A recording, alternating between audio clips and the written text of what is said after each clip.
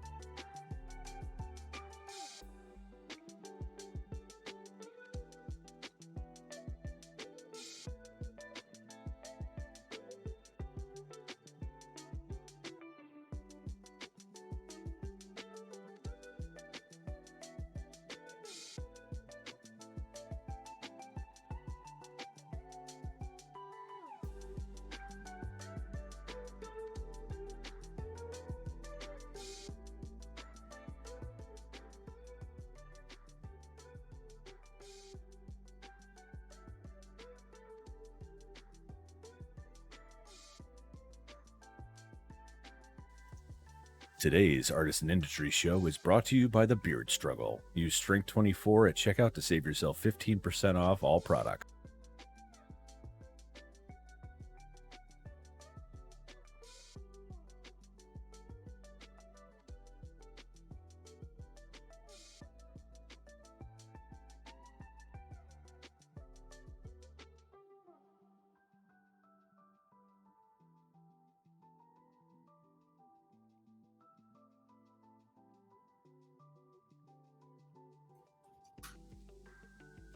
All right, everybody.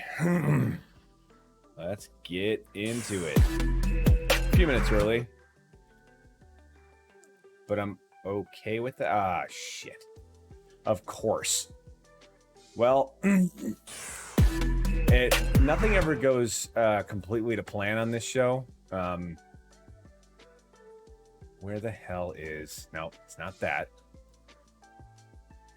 I need that. So things were running so smoothly, Brady, that I completely forgot that I actually need to link the sources for these cameras. Because I'm an idiot. Oh,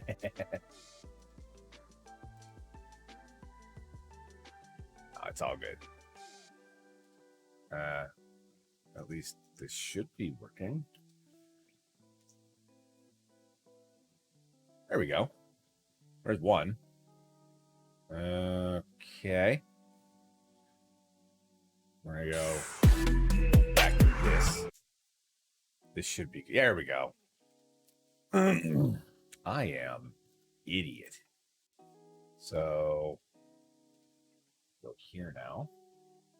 What's up, everybody? Of course, a couple technical difficulties. Hey, Katie. Welcome to the show. Did you get any sleep? I went to bed at like 3:30. We were hunting a lot of ghosts last night. I'm okay with it. Like I'm not upset by it at all. Okay, here we go. All right. Yeah, something like that. That's fair. Okay. Now we're set. Gang, I'm super excited that my friends allow me to steal them away for however long this ends up being. Again, Brady, if we don't get to 3 hours and like it's just boring, we can call it and we'll play some games or something. Permanent dark circles, nice. So my guest today is Brady Morphy. He is a writer. He's worked on the show Grownish, not Youngish. Youngish isn't an actual fucking show. I don't know why that was in my head for so long. But he's also written for, is it Medina, Brady? Medina, okay.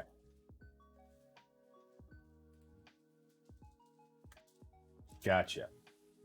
Hello. My wife is home.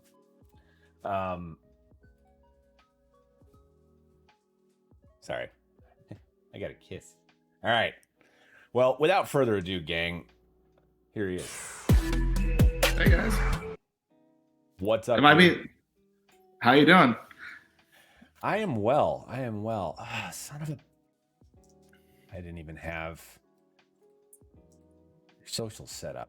I did, but I didn't have them on. There we go. Brady Morphy, writer. Perfect. That's me. Brady, the last time we saw each other, I was secretly sneaking up on you to lovingly cuddle you at a bowling alley. How have you been since then? I've been good. Good therapy has helped me through that experience quite a bit. My now wife, Tony, was like, what are you doing? She's just like, shh. She kind of turned away like she didn't know me. It was pretty great. Yeah. No, it was fun. But obviously, a pandemic between us. Haven't been able to see each other since. Man, dude, it's been... How have you been? Like, how have you been holding up through all this? Honestly, not bad. Like, I mean, like, you know, it's not great, and I think everyone gets a little stir crazy. But I've been at it's been okay. It's been okay. Good. I think it's, you know. Are you still living in the same place? Where are you at now? I'm in Eagle Rock, actually. Oh, no kidding. We moved during this whole thing. Oh, wow. Yeah. How did that go? Pretty painless. Like no, it really wasn't that bad. It wasn't bad, and like we really like the new place we're in right now, and yeah. So it's like we were paying a little too much for where we were, and obviously with pandemic and everything. But we found a place that is basically the same size. Everything's brand new and a little bit less. So nice. It worked out. That's awesome. I got a buddy who lives in Eagle Rock. Holy shit. A pandemic between us is straight up a song title. You're not wrong, Katie. I think we should get that written. So how do you pronounce it again? Which one? Medina? Medina? Medina. Yeah. Medina. What is that show about? It's kind of like it's Lost meets what's the best thing? Like, not Lost meets the Land of the Lost. Everyone's lost, but it's essentially like there's a certain incident that happens in the first episode, and this group of people that were on a bus end up in a land unknown called Medina, and then it's kind of, you know, that trek to find a way back. It's super cool. It's like it was a really crazy experience. They flew me out to Qatar, and I was out there working on the show for over a month, and that's awesome. Yeah, and just surreal experience. When a rocket launch goes awry, a group of strangers are holed up in a cave in the desert trying to survive, while the corporation that launched the rocket attempts to figure out what went wrong. Yeah, I guess I spoiled a little bit. They're not in Kansas anymore, but you find that out pretty soon. No, absolutely. Wow. So where was this? Like, where did it shoot? In Qatar. So it's also pronounced Qatar or Qatar. Oh, gotcha. I was gonna say the landscape in these screenshots is gorgeous, dude. Yeah. You were out there for a month? Oh yeah, like a month and a half.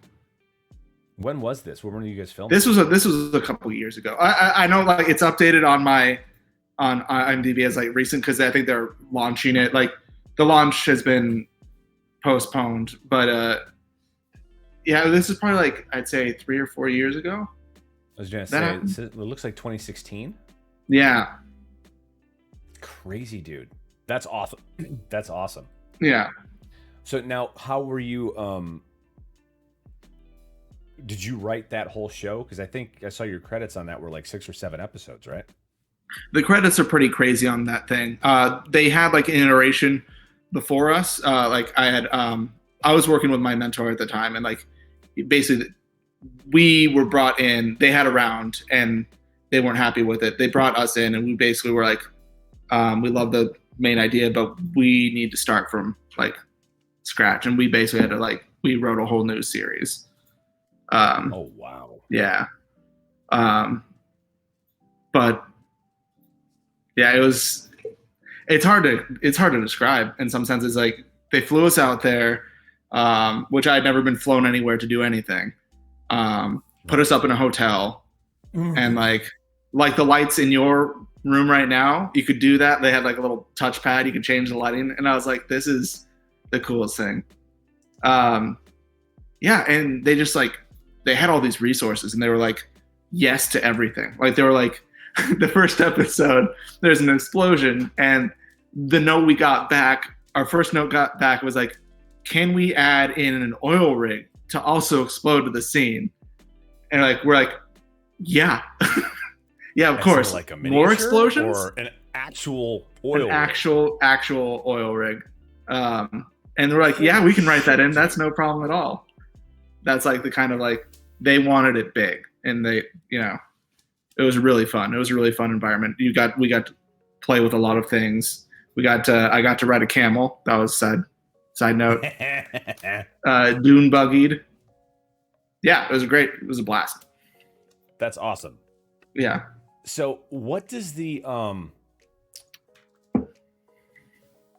what is the like what's the difference between being in a writing room and just writing yourself, like for yourself, or like working on a project with like friends or something? Well, what's the atmosphere like? What's the pros and cons of it? I should, well, not pros and cons. Like, what's the experience like? Like for writing yourself, you mean just like your own work or like a feature or something like that? Because features are usually written in solitude. Exactly.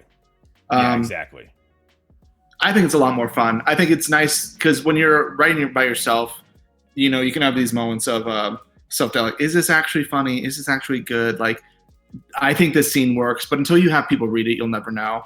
Where like, if you're in a room and you can riff off people and like, they have a funny joke, and then like it's an environment that like is cultivated in like working together. And it's really cool. It's, and like you kind of, at least the rooms I've been in, everyone not necessarily has their role, but people can kind of fall into like, oh, I know that person's a joke killer. Like they will destroy a joke. And they will come in at the right moment. There's a person who's really good with like the emotional elements of it. People that are really good functionally with plot and like the beats that need to happen. Like there's just, everyone kind of has like, and everyone can do everything, but you like people can feel a little specialized at times. Yeah. Well, yeah. I mean, people always have their strengths for stuff. Yeah. What is, so is it, where does the writer's room process come in to play? Like, is there usually a script written first before you get to actual like production for a TV show? Because I know like when I was working on Criminal Minds, like there'd be rewrites all the time that would happen because they'd be doing new episodes, obviously. Yeah. But like things happen, so you have to change stuff on the fly. Like, where do you, as a writer on a TV show, like where do you fall into the process, like hierarchy wise, I suppose? Okay.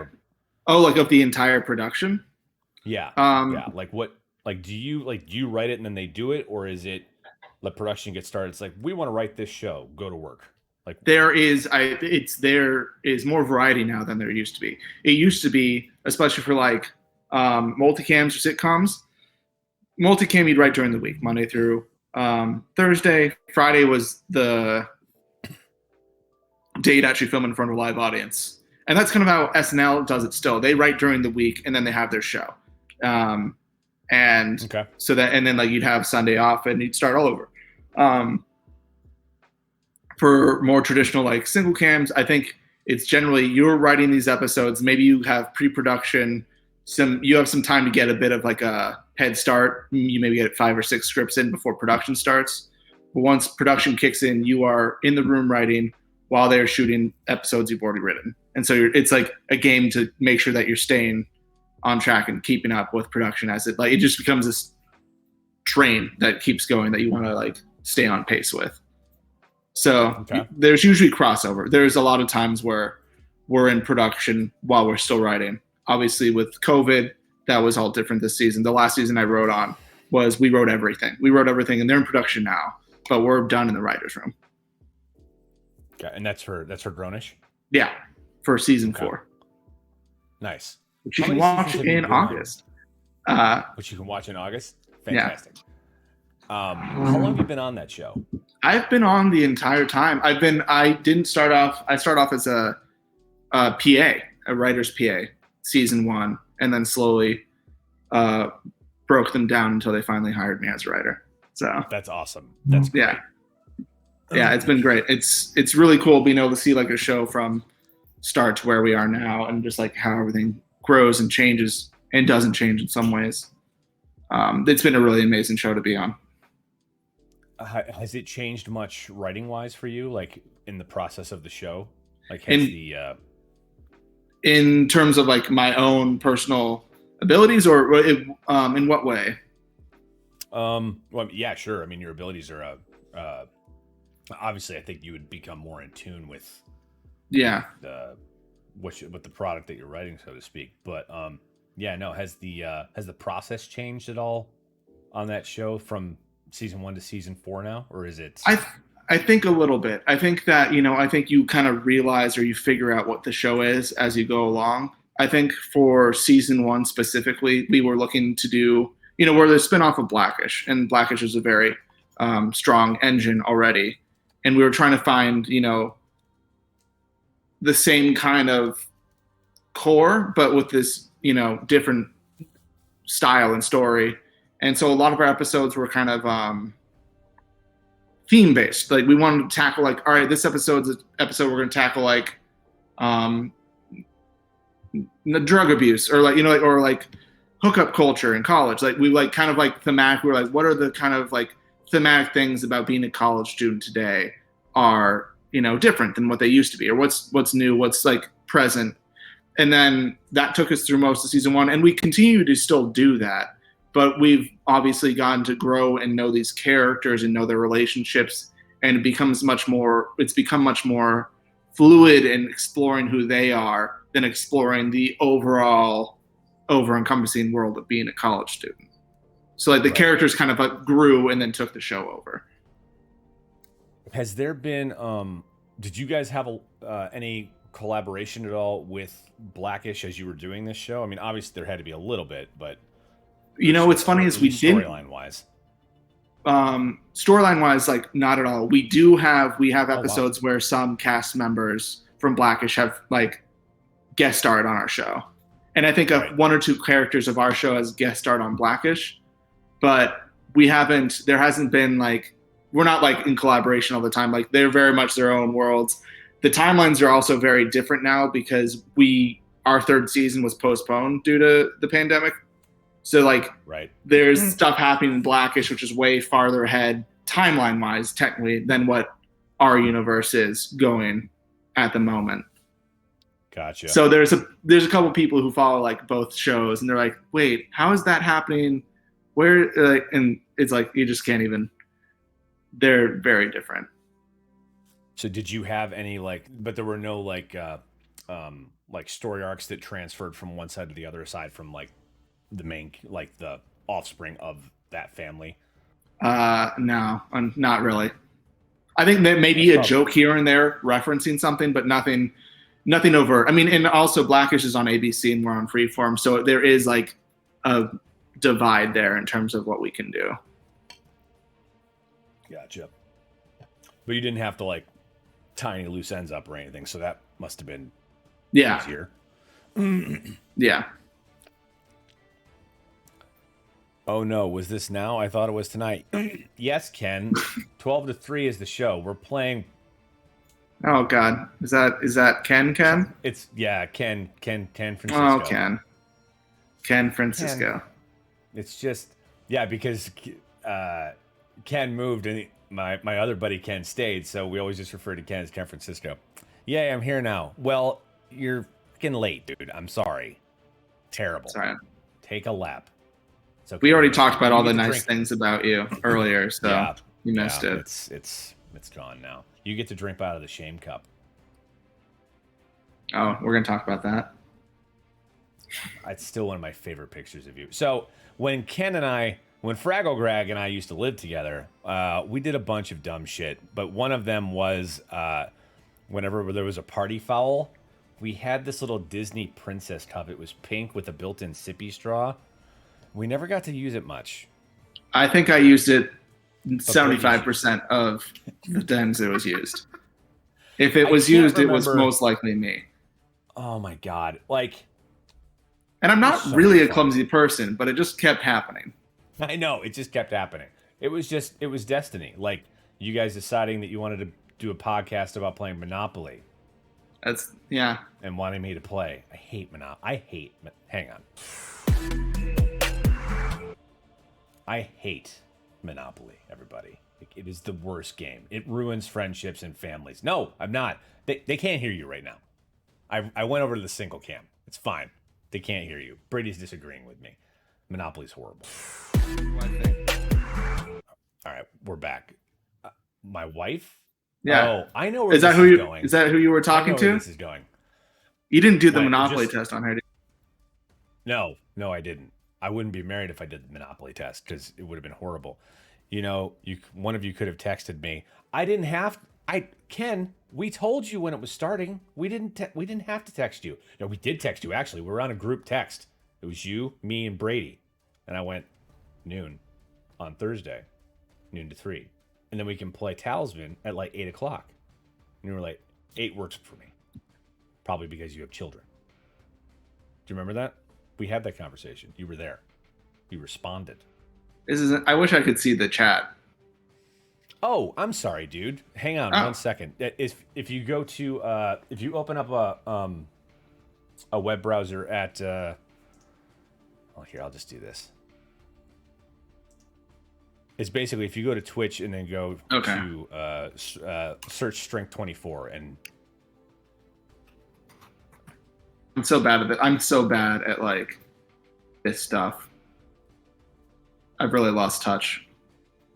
technology. Yeah. We're getting old, man. I just turned 40 and it's just breaking my spirit. Yeah. All right. Here's a link. I think I'm watching a commercial for Xbox. Oh, that's fair. Well, the chat should be on the right-hand side then, so you should be fine. Oh, Fraggle Greg just apologized for being tardy. I apologize. Yes, exactly. As well, you should, Ken. And now, so now I can chat see too. the delay in our video. This is tripping me out. I need to look away. It's a yeah. If you mute it, it's a lot easier. I have it on just so I can see the chat. Speaking of chat, damn, we got 9 people in here. Thanks for being here, everybody. Does anybody have any questions? I don't know if Allie's here yet or not. She's the whole reason I was having you on today. Does anybody have any questions about writing for a TV show? If you do, throw them in chat and we will get to them. We will answer them as best we can. So, God, it's hard, man. I just looking at the pictures of this place, like the production design is pretty cool. Yeah, they had an entire. I wonder if I have any. I probably shouldn't be looking at a picture on my phone while I'm talking to you.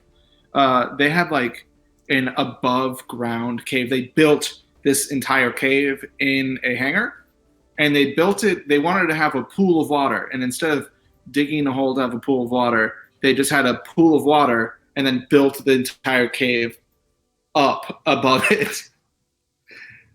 Shit. It's insane. It's insane. Let me see if I still have any photos. It's a long time now.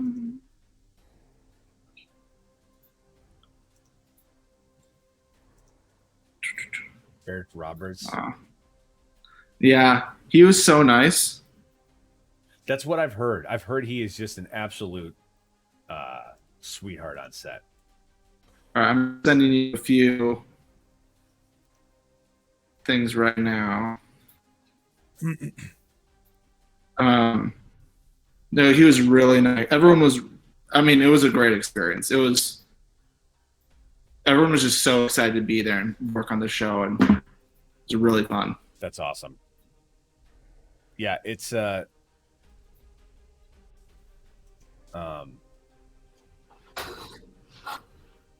it's really great when you actually have that experience of not having to deal with bullshit and everybody's like there for the same team and everybody's being taken care of. Yeah. Ken's Um, leaving us already. Terrible. So let's see what else. So you moved during the pandemic. Mm-hmm. Have you been working much Yeah. since Working everything's been from going home. down? Okay. Uh, yeah. For the first half, we started season 4, writing on season 4, the literal week before the shutdown. So we went into the office and started, doing our thing. And then on like Thursday, we're like, this thing's kind of getting weird. And then our boss was like, everyone just take Friday. We're gonna just wait this out the weekend. We'll come back on Monday. Because they're like, we don't have any protocols for any of this stuff. And then over the weekend, we're like, oh, we're not coming. It's like, all right, we're gonna stay out of the office for 2 weeks. And then 2 weeks turned into 6 months. And then we wrapped the entire show on Zoom. We wrote the entire 4th season on Zoom. Oh wow. Is that better, Yeah. Ether? Am I louder now? Does it sound better? Apparently I'm super quiet like last week. Check whatever you changed halfway through last time. Is that better? Do I sound better? 100%. Allie! Yay, you're here. Hooray! Hey, what's up, Urban? Welcome to the show. Allie, you're here. Give Brady all your questions about writing room. What do you want to know? Hey, Allie. Dude. So they built this hangar over the set? Yeah. Or they built they had the hangar. They built it in the hangar. But if you see, I don't know if you can tell. Can you tell that let me see. You see how it's like above, like you see there's like elevated. There's like a circular thing, and that's the pool of water. And then they built the cave on top of that. So it's like a 20-foot pool. Yeah. Holy shit, dude. That's crazy. Yeah. Allie might have to be a little bit more specific about the things. Yes, literally all the things. Yes, ask specific questions. We're boys. We work better at answering. At least I do. Damn, dude. This is nuts. So did they have so the whole cave did they build it up like the ship from Firefly, like the whole set was there so you could like walk through? Is a lot of this show steady? You could walk through the entire cave, yeah. Okay. But they shot a lot of stuff out in the desert. Like there's like this oasis area that they get to, and they literally went to the desert and like hosed down and like built this like oasis thing in the middle of the desert. Yeah. Literally just built one in the middle of the desert. What's the process like? Is it divide and conquer, literally individually pitching ideas, having a rough draft, and then collaboratively workshopping it? Or is it process? Okay. Yeah, okay, so kind of like you want to know the process of writing an episode. First off, it starts, everyone's in the room, usually, and we're doing this thing called Blue Sky, which is you have nothing. And you're like, well, what if Drew shaved his beard? Like that, let's just say that's like the start of an episode. And everyone's like talking about the things, like how upset he'd be, what things would he do? Would he put on a fake beard to try and rekindle it to get it back? Like people would just kind of, oh, that's amazing that the beard thing showed up. But everyone that's hilarious. Everyone would just pitch their ideas, and then the showrunner, who's like the head, they're the top writer, they make all the choices, is they either have a vision for what they want that episode to be and we're pitching on that, or we're pitching to them to try and find it. Once we kind of have that nugget, we explore it all together. We'll do broad beats, and then at some point a writer will be assigned to that episode, and our room workspace, we will write out almost essentially the entire treatment on the board together. And then once they have that, the writer goes off for about a day or two to write the treatment, send that to the network, and then they are off on script for about a week. And the rest of us continue on to the next episode. And then let's just say continuing on that episode, they come back. Everyone will read it, and we'll have like rewrites in the room, and we'll all pitch on jokes to make it funnier, or like things that need to be tweaked, or so many things that change. And then we have a table read with like the studio execs and anyone who's in charge at the network, and we'll then go back again after that table read and do more rewrites, and then that's pretty close to what's going to be shot usually. Sometimes things change, like things happen, we have to do rewrites on the fly way later, but that's the general process. And depending if shows are running behind in production, like we talked about earlier, we're still writing usually when production starts, and if we're having a hard time on an episode, we might break into 2 rooms, and we'll have an A room and a B room, and the A room will either work on one episode, B room another one, or they'll be working on the same episode, but one room is the A story, which is the main story, and the other room is just doing the B story, which is like the side stuff. But that's generally how at least we do it. Do you guys go to, like, when the for that show, did the cast have a sit down read through? I'm guessing yes. Like when the new script came out for the next episode. The cast is there, and they read at the table read. So like it's this big, like, table reads are really fun. They usually have like a platter of food, which is always great, and it's a giant, massive table. All the actors on one side, all the like execs and studio people are on the other side, and then everyone else, like all the other writers and all the other people, are usually like sitting like around them or on one side, depending on how they're set it up. And yeah, we read through the episode. We get to hear how some jokes work, other jokes don't, it's really fun, and it's always good to see like the actors when like there's a plot twist or something. You can tell which actors like didn't see it coming because they'd be expressed. Yeah, it's like, oh shit.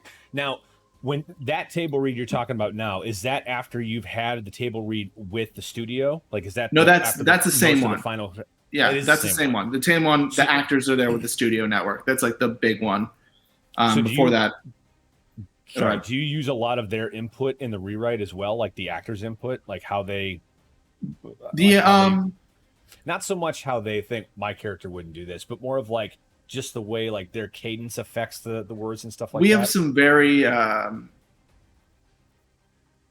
very good actors, and they definitely have like a very fresh way that they talk, and that they will say things in a certain way on a certain line, and like, oh, all right, let's add that, or let's change that. That sounds more comfortable. So we do sometimes like adjust to try and make it very genuine, like the way they're speaking. Right. So we definitely riff off of them a little bit.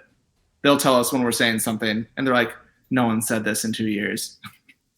And we're like, "Oh, okay, great." We're old. Okay. No one says this anymore, and we're like, "Okay." That's awesome. Yeah.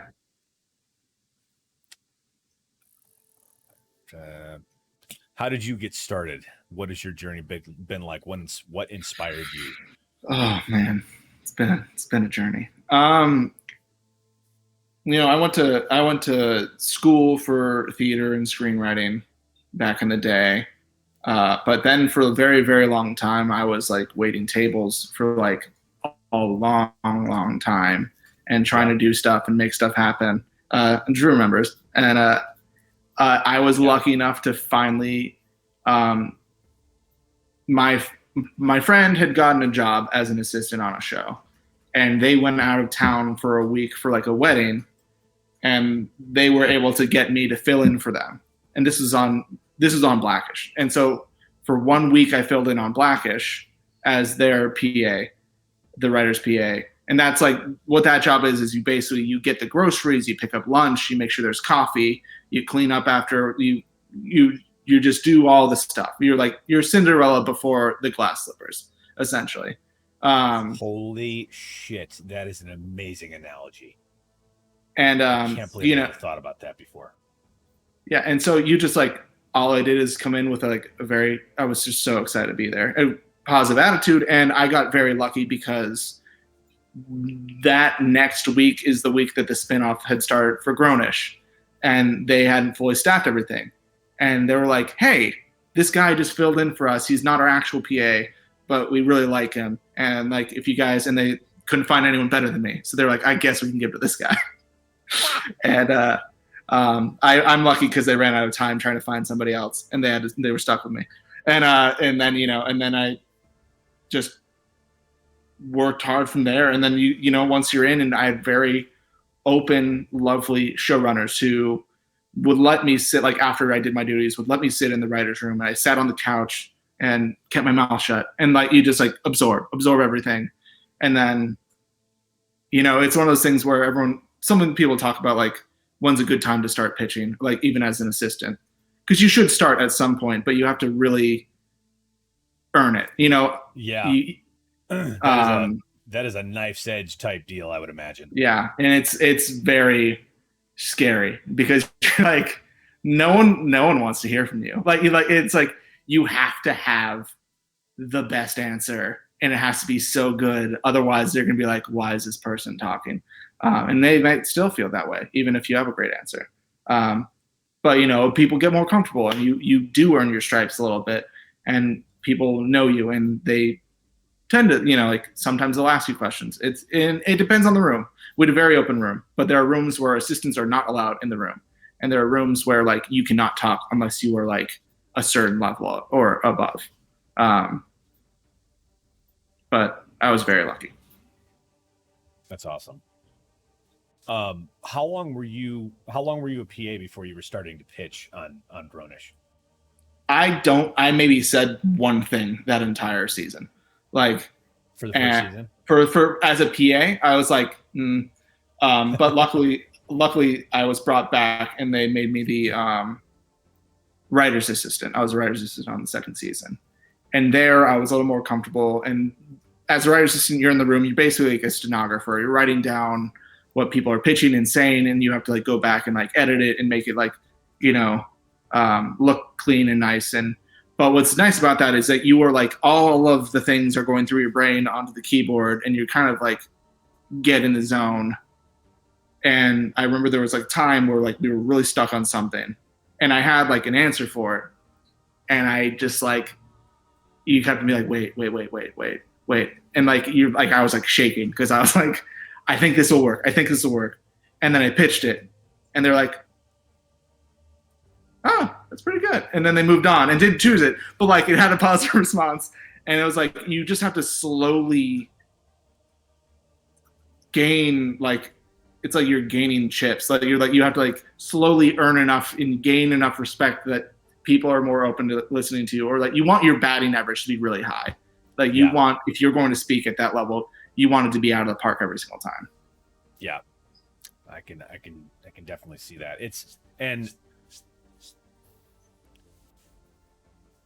this is always something that's kind of hard to express, just how much of I mean, there's clicks everywhere and niches and all that stuff, but like, and it sounds like you said, you were incredibly lucky. Like there are people in this industry that just treat PAs like absolute dog shit, and then there are others that are like, like, what's your end game? Like, what do you want to do? Like, where do you want to go from here? And like, they're very helpful. And it sounds like you had the latter. Like, you had a very supportive group coming up. Yeah, and I'd say what's good is to always make what your goal is clear to your boss. Like, they always knew that my end goal was I wanted to be a writer, and I was like, I was willing to work like a dog to like get closer to that. But they knew, and you also then you get a feel for whether or not your boss is a person who is open to that idea and will help like cultivate you and shepherd you along, or if they really don't care, then to be looking for a different job. Like you need to, like, there are people that will be assistants. I was lucky. I was an assistant for 3 years before getting bumped up. There are people I know that have been assistants for like 7 years, 10 years, and people that never get past that. And you have to know your worth and your value, and you have to know when someone's not going to be the person to help you through that door. And that can be really tough. So going off of that, do you think that those people are still in that position because they haven't asserted themselves and like made themselves known, or like thrown the line out? What about this? Or do you think it's just like It's because could it's be a could be anything. It's tough. Like it could be a boss that doesn't care, doesn't like you. It could be that you're not ready. It could be that you're not good enough, which is always the hard thing. It's like that's the fear through everything is what if I'm just not good enough? What if I don't have it? And you eventually, after enough wins, start to gain more confidence in that, but it does take a long time. Um, some people aren't as like you have to really work hard. You have to work really hard and make those connections and like do those things well. Like anyone who's just being an assistant and not really going that extra mile or doing that extra thing probably is going to stay an assistant. Like it takes a lot. It takes a lot. But yeah, there's 1,000 reasons someone couldn't get staffed. It's hard. yeah. I don't want to bum you. I'm trying not to bum everybody out. No. It's fine. It's fine. There is a I've talked about this before. Like there's a very fine line between like knowing and showing what you're worth and keeping your head down. Like it's you got to read the room literally. Yeah. A lot of times, like when I went back to my alma mater because they were asking me questions, and I was like, the reason I keep getting hired, I've handed out a resume for PAing in the last 8 years now, maybe 5 times. Like I can count it on my hand. I get the work that I get from word of mouth because people know I will show up early because that's on time. If you're, and I know I was late to this show, I apologize every time. But like if you don't show up early, like if you show up at call time, like you're late.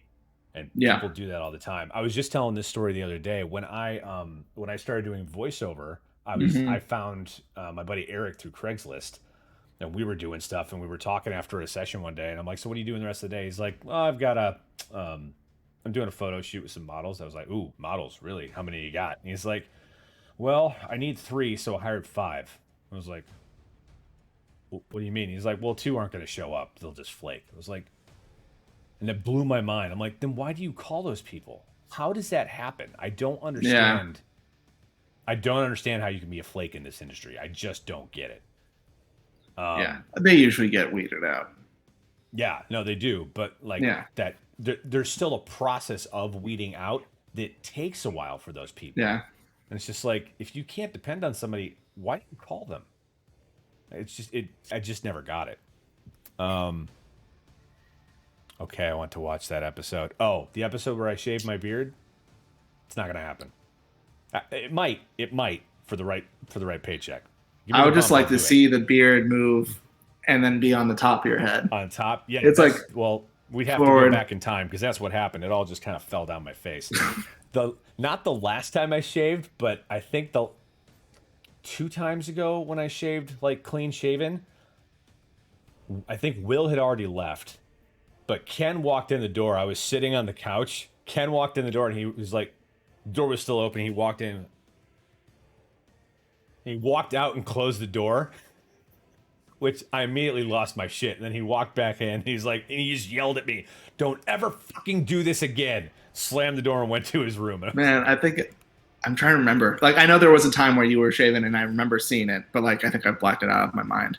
It's been a while. It is like I'm out of shape right now, so I look like a toe without it. If I'm in shape, like it doesn't look like that bad. Like I could pull off Lex Luthor. Oh, I didn't think it looked bad. It just looks different.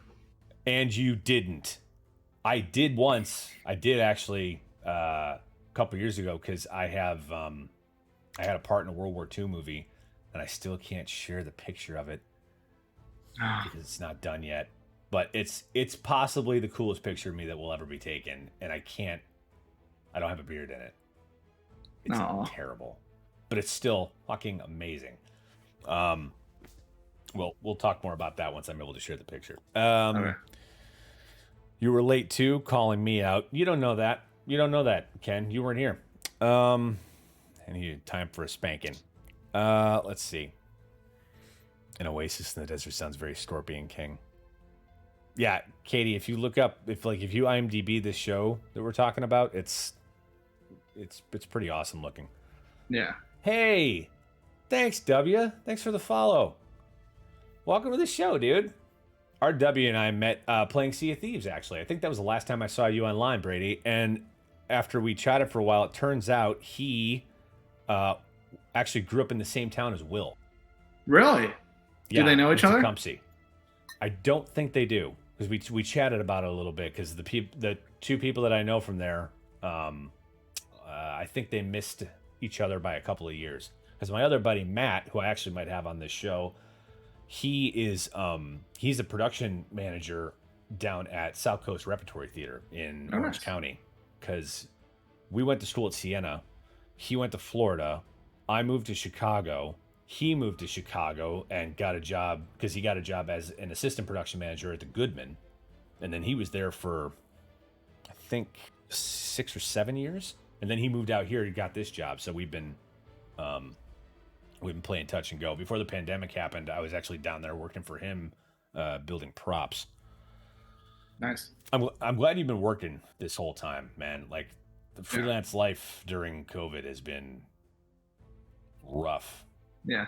Well, I mean, the Rough. season ended a couple months ago, so I've been living that freelance life too.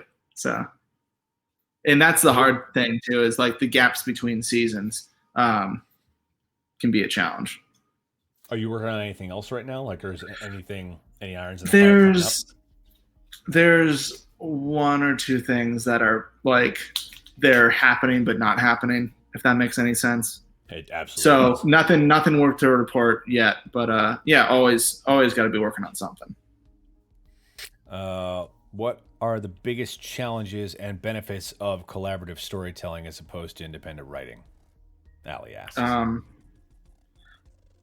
all right, that's a good question. I would say, by the way, I have a writing partner. I don't think I mentioned that. My writing partner is Sarah Lukasiewicz. She's great. We met during doing improv, so even my solo writing is generally collaborative with her. So I Nice. think there are a lot of benefits. Benefits would include, it's you're in less of a vacuum. You're able to, someone's able to like validate that, like, oh, that is a good idea. Oh, that's really cool. That is really fun. Like, you're able to like have an immediate kind of feedback, which you wouldn't normally if it was just yourself. Um, the hard challenges is that it can be tough. You have to be very flexible, very giving, because you might see something very clearly in your head one way, and they've got a picture in their brain too, and you have to find a way to make your pictures match. And like my writing partner and I sometimes, like we don't always agree on everything, but we figure it out. And like if one of us has a problem with a joke or a line or something like that, like typically there's a better line that we'll find together to beat that line in the first place. Um, yeah, I met you through improv too, Ken. I guess I just met everyone I know through improv. Um, uh, and then working independently, it's like you have full control. You get to make all the decisions. You call the shots. You get your clear, creative point of view. It is yours. You own it. And there's something really special about that too. Where it's like, like even when you write an episode of TV, it's rewritten in the room multiple times. And there are times where like, the amount of blue on the page can make you really sad because you're like, oh, like it's different. It's not mine, but it still is. It's still yours. But like, it is different than writing your own thing by yourself and like really feeling like, like it's your child. Like it's something yours. So I think that's probably the biggest benefit to writing alone is like you get full creative control. But I think that collaboration can be really beautiful and wonderful too. And like you can find things with other people that you might not be able to find by yourself. What's the what's the difference in size of writing rooms per show? Like how many did you have on Grownish in the room? Ooh, it's changed every year, but we've had a bigger room. We've had like 13 to 15 writers in a Oh wow. room. But there are shows that literally it's three people, or it depends. It depends on if it's streaming or network or cable. How many episodes? Like I'm pretty sure. I'm trying to think of like there was a Mad About You reboot, and I think that was like 3 people. I think they did that with like it was not a lot of people, Oh wow. which is nice and intimate, and like you can obviously like I think it's probably more cohesive. But as someone who always wants to have a job, bigger writer rooms are really nice Yeah. because Yeah. What there are was the more size people. of the room for? I'm gonna pronounce it incorrectly again. Medina. For that, that's a small room. That was Is it? me, my mentor Pete. We had the showrunner who was the creator, Ahmed, and then we also had a writer's assistant. And so it was literally just me and Pete most of the time with our writer's assistant.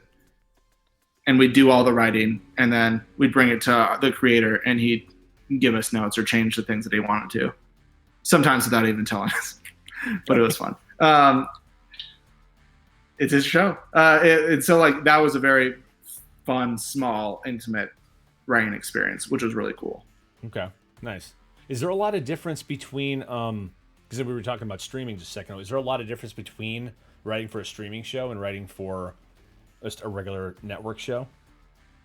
I think, and I have not personally written on a streaming show, but from the people that I know who have, most times, especially with Netflix, you'll write the entire season before anything gets shot. They'll do so they do all the writing first, and then they produce it, um, and that is good and bad. Like I think that's good because you can see everything, and you can go back and make things more cohesive or connect better. The one thing I would say that is not detrimental is that like if you have a network show, you might still be writing when they air the first episode, and like you can hear the feedback and see the response, and like you can use that information to your advantage. Whereas you go in fully blind if you shoot everything all at once without anyone seeing it, because like let's just say like there's a feedback of like the audience doesn't like this character, you can make them less dominant, or you can try and soften them or change some stuff about them to make them more likable. But if someone doesn't like a character on episode 1 on a series that's already been shot, Yeah, it's not good. you don't know that. You can't change that. But sometimes some people would say that you're not being swayed by outside perspectives, and your creative juices can be more pure. So there's always a different sides to that. That's fair. The I can't remember what show. I can't remember what show it was. Like Netflix, you're greenlit. How can I help you? For the do you think that? Figure out how I want to ask this. You said like you write everything first, and then for Netflix, from what you've heard, is it more of a like do they base a show off a treatment that's sent, or do they need a full season in order to say yes? Oh, to sell it? I think I'm not an authority, so I'm probably just talking on my rear end. I think that for Netflix, they definitely want a pilot. They want a pilot Okay. made or written already, and they'd pick that up and then go from there. But I think they do give a lot of creative control to the creators. Like Kenya Barris, the creator of Blackish and Grownish, got a deal with Netflix, and I think that like he had the time and the space to be able to create what he wanted and to do his own thing. And I think like they kind of you have a pod and they give you like the money and resources, and they kind of let you do your thing, which is it's cool. It's different, but I don't know. Everything's changing every 5 seconds, so like, who knows? Yeah. I asked that question because I was going to ask this question. How often, in your experience so far, have you had a line producer come in and be like, "So we can't do this. You got to change it because this is too expensive." So this is something we actually haven't talked about on the show before. What a line producer does, basically, when they get a script, they go through it line by line. We were talking about how they added. I can't believe an oil rig. They added an oil rig. That blows my mind. Yeah. But like normally they'd be like, we can't afford an oil rig. We got to rewrite this. Because they go through the script line by line and see what's in it, and they base the budget off of what is in the script, and that's their main job. They give a budget to the rest of the producers, saying, "So this is what they have written. This is what we need." Yeah. So funny they added an oil rig. But how often do you? Yeah. Sorry. How often? Oh, all the time. I mean, there's always things, you know, that you have to change. We got a little too brazen on that show, and I had this dream sequence where it was this whole, they wanted a forest thing, and so I had this whole idea about basically the moon forest. Like at night, what usually is the desert, like the moon, everything grows and comes out, and it's this massive forest. And that part's fine because they were using a forest. But I had this one creature in it, which was this giant, basically this giant size Venus flytrap, but that would like take up humans and digest them. And it was this whole massive thing, like ate a deer and then was eating one of our characters, and they were like about to get into like the acid. It's stupid, dumb. I loved it. It was fun. And they're like, we can't make this. And I was like, oh, come on, really? And they're like, no, we're not doing that. And you know, there's always things. Pillows and in case and pull them away. To be fair, it's like it would look really corny or bad unless they were able to really do it well. And I think they were like, we can't make this look not cheesy, which is a good note. There's plenty of things like there's limitations on budget, like of things that we can and can't do or change. We'll have to like make sure we only have like certain like 3 locations on an episode, or we also cross-board our seasons, which means we're shooting 2 episodes simultaneously. So it's usually typically it's like a 5-day shoot for 1 episode, and it's like, all right, Monday through Friday, that's episode 4. The next Monday would be start of episode 5. For us, because we had a very short schedule, we were able to shoot episodes 4 and 5 together, but it took 8 days to shoot. So you basically gain 2 days of shooting, money-wise. And that means that, like, okay, so on Monday, all the scenes for both episodes in the dorm room are going to be shot. So we're going to, like, you don't even shoot in the same episode that day. And, like, you have to change outfits and stuff like that. So there's constrictions like that. There's also the biggest things we get pushed back is usually for lines of dialogue, either like mentioning certain products or people, and we'll get like, hey, you can't use them, or you can't use that because we can't use Andrew Sadin as a character because there's only one in America, and then they'll sue us for using their name. But if there's at least cast me, I'm fine with it. But if there's 5 people in the U.S. with your name or more, or something like that, I don't know what the thing is. Like, if there's enough people with that name, we can use it because it's like we don't know which one they're talking about, or like it doesn't look like, yeah. And sometimes we have to like, sometimes there's what's it called? Why am I blanking? Product placement. There's this fancier word for it. But we'll need to like bring in Doritos into a scene, and we try and make it as seamless as possible. But sometimes, like, depending on what they're paying us and what we're taking from them, we have to either talk about Doritos or like, you know, and it's usually something very small. But if you go online, there's a famous one about Subway, I think on Hawaii Five-0, and it's a scene that's literally a Subway commercial during the episode, and it's like insane and it's amazing, but they got paid a lot to have Subway like be placed in their show. Yeah, the I've heard a lot of stories about that. Basically, like, general rule of thumb for product placement, like if they're actually, this is only what I've heard, but if they're actually like supporting the show, like if they're giving money, they have a lot more input. But like if you use something and don't ask permission, basically you can't use that product to be harming someone or something. Most of the time. I think there was we used Yoshinoya once as like a bit. A character like really wanted Yoshinoya. And they didn't pay us for that, but Yoshinoya was like, all right, cool, we'll allow it. They were like, that's fine, you can use it. But yeah, there are times where, yeah, if you're saying something bad we had a bit about, I forget what celebrity, but we were saying like this celebrity went to like community college, and we got pushed back like that celebrity didn't go to community college, so you can't say that. And we're like, well, okay, I guess that's fair.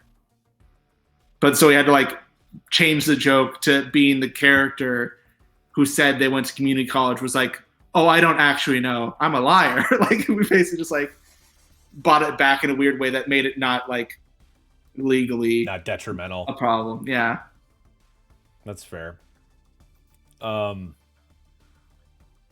it, what was I gonna ask you? Ken is such Train a of troll. thought derailed. Should have had a giant Dorito eat people in their dream forest. He really is. He was telling me because he's watching the PF2 game that we're playing right now. He's like, I knee jerked so many times trying to write something smart ass in the chat, but I realized I couldn't do it because I was just watching the show after it was done. Made me feel good. Damn it. Product placement. What were you talking about right before product placement? We were talking about the line producer and like changing things for budget and stuff like that. Line producer, changing things. God, it's on the tip of my brain. I lost it. I'll have to come back to it. What is... That'll work. Oh! So the Venus flytrap was a dream of yours that didn't get to happen. Oh, yeah. Do you have a dream project you would want to work on if you could? Like that's already going, or like something that you're working on yourself already? Like a bunch. Like a lot. A bunch? Yeah. There's this feature that I've always wanted to write, and like I have like a trash version of it written, but it's called no one steal this. No, it doesn't matter. It's called Lineback Bear, and it's basically Air Bud, but a high school football team, and the bear is just a bear. It's not magical. It's not any of that like Disney shit. It's like just a real regular bear playing football, and like it's that stupid like nowhere in the rules is a bear can't play football. Meanwhile, it's like maiming the other team, and like there's a cheerleader who wants to sleep with the bear to get out of the small town. Like thinks the bear is its way out, and like the loser kid who's like can't even play is like has to tutor the bear to get the bear straight A's because if it doesn't have passing grades, they won't allow him to play anymore. Can Drew play the bear? I'm so fucking invested. This story is everything to me now. How can I follow this? It's truly like the most passionate of passion projects. And like he blocks the kick and just deflates the ball in the air. Yeah, they train the bear. I don't want to give too much away, but like and then there's the old curmudgeon janitor that used to play in the NFL and is this legend. Used to play in the NFL, but like, and everyone kind of knows it, but he keeps denying it. Like, that's not me. He's like, yeah, you played. Didn't you play? He's like, no, you think about somebody else. Where is this Kickstarter? We have Ken, other Ken, not Ken Francisco, Ken Ellis. No, my buddy Ken. I don't know if I ever showed it to you. He wrote a script, and it's called Pandemonium, and it's about killer pandas. Nice. But it's a love story. It's so much better than it has any right to be, Brady. It's Shaun of the Dead meets Jurassic Park. Like, it's a creature feature. It's so goddamn funny. But like we've been trying to push it for a while now, and I keep doing whatever I can to get it in front of people. But yeah, it's like that is a passion project that we absolutely want to make. Yeah, I keep going back to the old like D&D thread just because like we've been doing so much storytelling online for the last years or so, like just in general. Like I'm not even talking about the games I'm playing, but just like streaming saw a massive spike for obvious reasons, and I don't know. It's just like in me doing this show, like creative people have been looking for outlets to just create and do shit. So I was just curious if you had anything in the works that you wanted to get made. Yeah, no, I mean that. There's a lot. There's a lot of things that I want to get made, but that one's obviously like it's got a sweet spot in my heart. Yeah, that's amazing. Al, Yeah. I'm dead serious. I have recently canceled. I have a recently canceled wedding. I'd like to take all that money and fund this project. Oh my god, that's so sweet. Oh We'll God. see. We'll see. I think like maybe there'll be a time once I'm a little bit more seasoned veteran and I can pitch that and someone might actually take me seriously. So someday.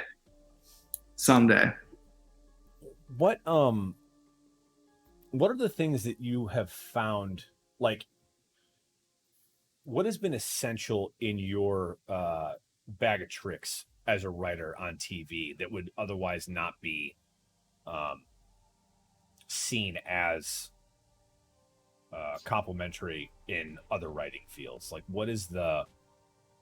My dangerously good looks. I mean, that's fair. That I will No. give you that. No. Writing in the room I think that improv helped. It's because like I think that when you're pitching in a room and you're pitching with people who are professionally funny, like way funnier than I am, and it's just like you have to be on it, you have to be quick, and you have to be able to hang. You have like it will go by fast. Like you could think of a joke 5 minutes later, it's too late. It's so being able to riff, being able to like hang with things is good. As opposed to regular writing when you have like all the time in the world and you're alone and you can, think on a line for 30 minutes and then watch a YouTube video and forget what you were doing.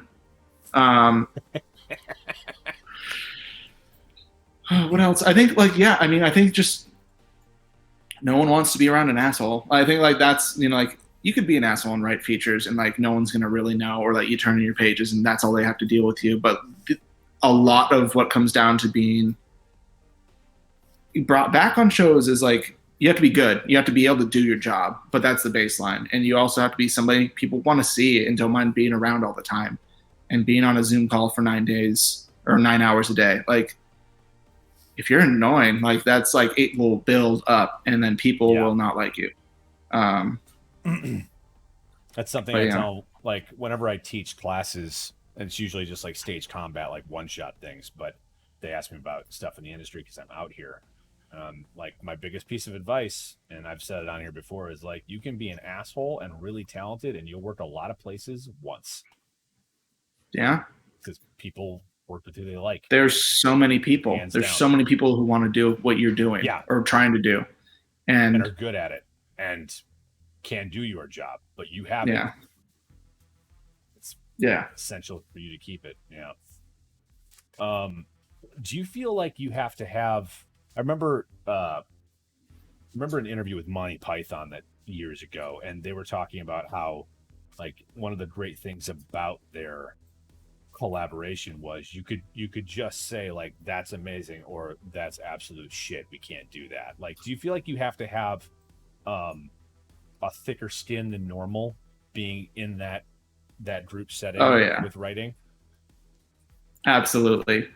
And like like you can if you really lay one out there and it's a bad joke, it's not just that it will be like not received, but they'll make fun of you for it. And people will like they'll go after it. Like it's fun. Like it can be fun unless it's like aimed at you. But like they'll you make a certain joke and that might become a long running joke the entire season that people are just gonna remember and always bring back. You have to have a thick skin. You can't take anything too seriously. And you can't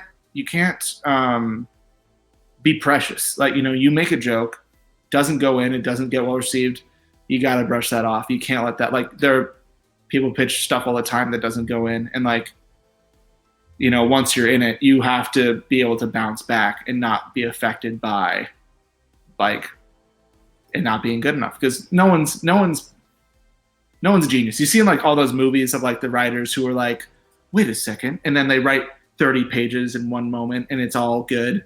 It's not real. That's not true at all. Like that doesn't happen, or at least doesn't happen to me. That's what I was going to ask. What was your moment when you threw something out there? Was it kind of like dead silence, like movie-esque, and Brady's in the corner like, what about this? It's not bad, Brady. Like, was it like that? Was it cinematic at all? I think maybe in my own head. I think in the room, everyone's just thinking, and someone says something like, "Oh, okay," and then they go back to their thing. Like it's, I don't think anyone really like. What you want to have happen is you want to have someone who's more important than you take that idea and add to it, and then like it's not even your idea anymore, but then you've like helped create the path towards the idea. Yeah, the yes and yeah. So yeah, it's a yeah. There have been so many moments where it's like you think it's gonna be the climactic, like I did it, I'm here, I did it, and it's not. It's never like that. Yeah, it's just like it's always like, oh, you expected this to be this big thing, and no one cares.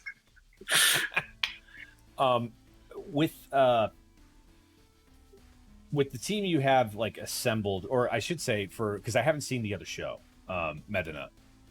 Am I saying it right? Medina? Yeah. Medina. Okay. I'm assuming there was like some action that went into that show. Yeah. What do you find are the differences between writing for like an action show versus just like a regular episodic?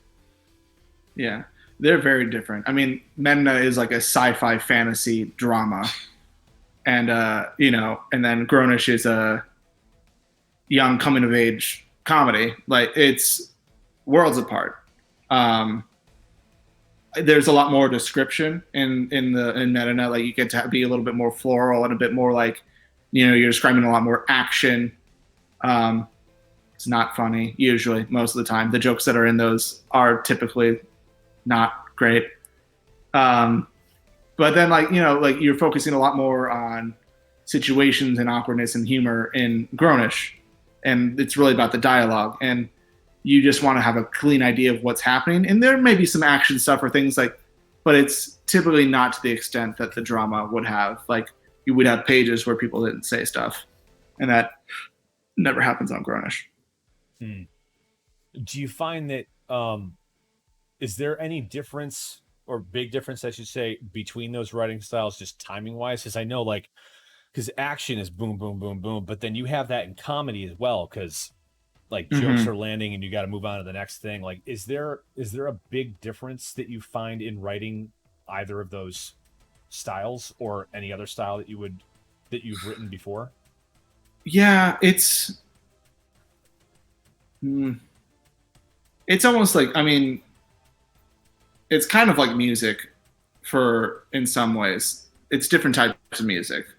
Yeah. Okay. So there's definitely like a cadence or tone or rhythm in a comedy, or like how the dialogue flows, and like, blunt versus long line. Like there is a feeling. And then I think for that, you're trying to hit certain things, and it's like maybe like drums. And this metaphor is gonna go off the rails and fall apart in just like 2 seconds. But for drama, for that show, for Medina, it was much more, I would say, strings, because like, like where it's like you are feeling in an atmosphere, you're feeling in these moments, and the action carries along in this much more for moments like somber, and like then it can pick up and be like, in a tempo in an action scene, and you want it becomes more staccato and the lines become shorter, and like you're showing the way that it reads, and that things are happening faster than they happened a couple pages ago, or like, it's like it is like a very, your writing should kind of feel the pace, and And so that's similar in both of them, because as long as you're trying to, depends on the pace you're trying to keep up. Okay. And you said that like you have a great relationship with the people in the writers' room. What kind of relationship do you have with the actors and the director in that sense? Like, do you write stuff specifically for those actors? Like when you're obviously you have them in mind when you're doing it, I would assume, but like how much of your interaction with them as a person do you put into their character when you're writing it? oh, I think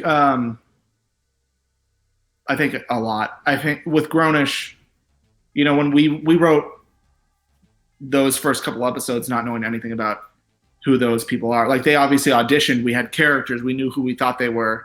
And when you cast somebody, you're like, oh, I think that's right. I think that fits what's in my head.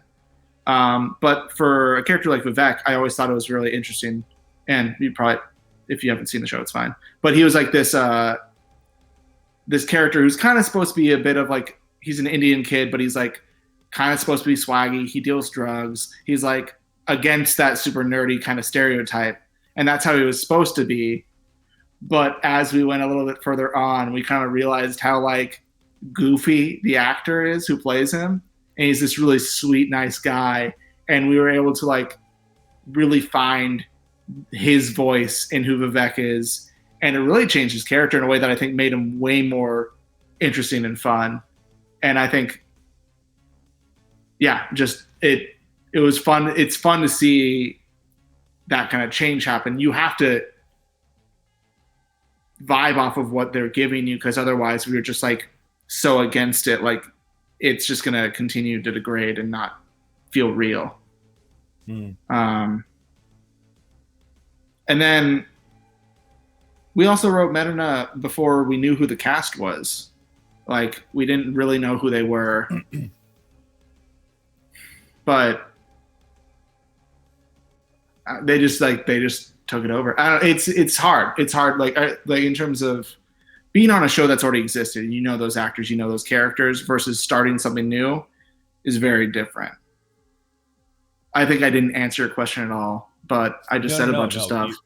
You absolutely did. It makes me think about like, obviously when there's a script written and you cast for it, like you don't know how those actors are going to be like, but once you have a cast that is like a well-oiled machine and you're bringing in like guest stars and day players, like you're going through that process again. So it's pretty much just trying to, and I mean, that's part of the actor's job as well, is to bring that character to life. So it's not based on them to begin with. But I just didn't know what type of relationship that blossoms after being on a show for a couple of seasons, like how that integrates with how you guys write in the room.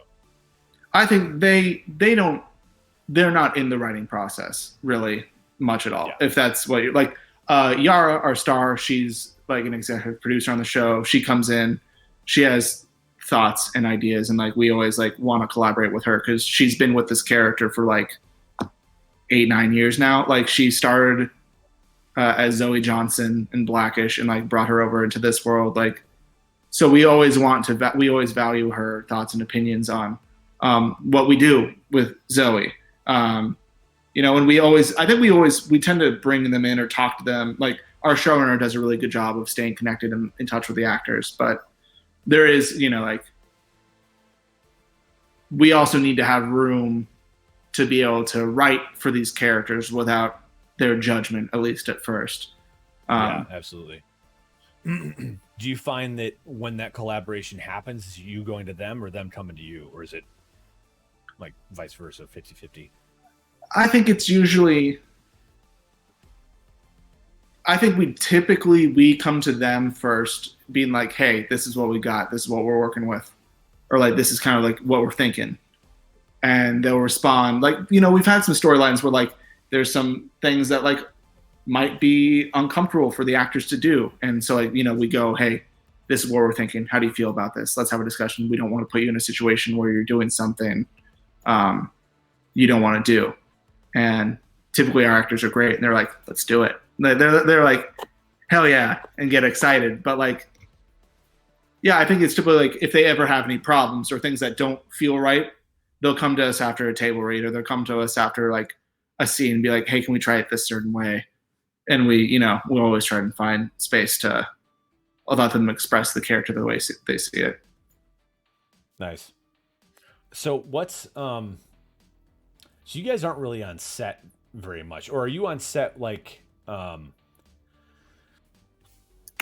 do you guys ever go to set? Like, are you on set when there's a particular like moment that you guys have written and you want to see how it plays out? Or because I know we were talking about like Saturday Night Live, like they'll write for the week and then they perform on on the day. I'm just curious if are the writers present for when they're actually filming that type of stuff, or are they working on next week already? Usually, I think typically the writer, or at least it has been on set for their episode. I was on set for my first episode, and it's great. And you're in a video village in a chair with somebody else's name on it, and you're taking somebody else's chair. And you're watching the little camera, and they get to shoot scenes, and like we're lucky in television. I think that writers definitely have a lot more say than in film. The film is the director's show. You have a script and they take it and they make it their own. But writers are still kind of the leads in TV because they're there the whole way. We have directors, and we have directors we love, but they typically direct one episode a season. Every episode, yeah. Yeah. So we're there to make sure things are consistent with the whole series. And it's really fun. Like, you're watching and you see a joke and it's not landing, and you're like on the fly, you get to be like, hey, why don't you try this? And we can pitch a line to them and change it. And like, then you see it hit, or that's funnier. And like, there's an energy to that. That's really cool. And you get to see the words that you wrote, and you got to look at these massive crews who are doing an amazing job. And like our episode, we have this thing called the Shield, which is like a landmark on the college campus that everyone likes to bang under. It's like a rite of passage. And made it for our episode, and they literally built it. And it was massive. It looked amazing. And they've used it in like the background for like episodes after that. And it's like, oh, we wrote this, and this stupid joke, and they created it and made this giant, beautiful thing. And it's just really cool. It's really cool. And I got to bring my parents on set for one day, and it was nice for them to they don't understand what I do at all. And for them, They actually got to like see, oh, this is actually something. Like they actually like, I think it clicked a little bit in their brains that like, I'm not just dicking around all the time. I write for a TV show. So are you ever there? Yes, I'm there. I absolutely hear it. And it's awesome when stuff like that happens. Like when you create something and it becomes part of the canon. Yeah. Like, yeah, it's fun. That's amazing. I know what I forgot about. So you were talking about you guys shoot multiple, like you shoot 2 episodes in a week. So do you have like, are there 2 full crews, or are you just bouncing back and forth between script? It's all the same crew. Yeah.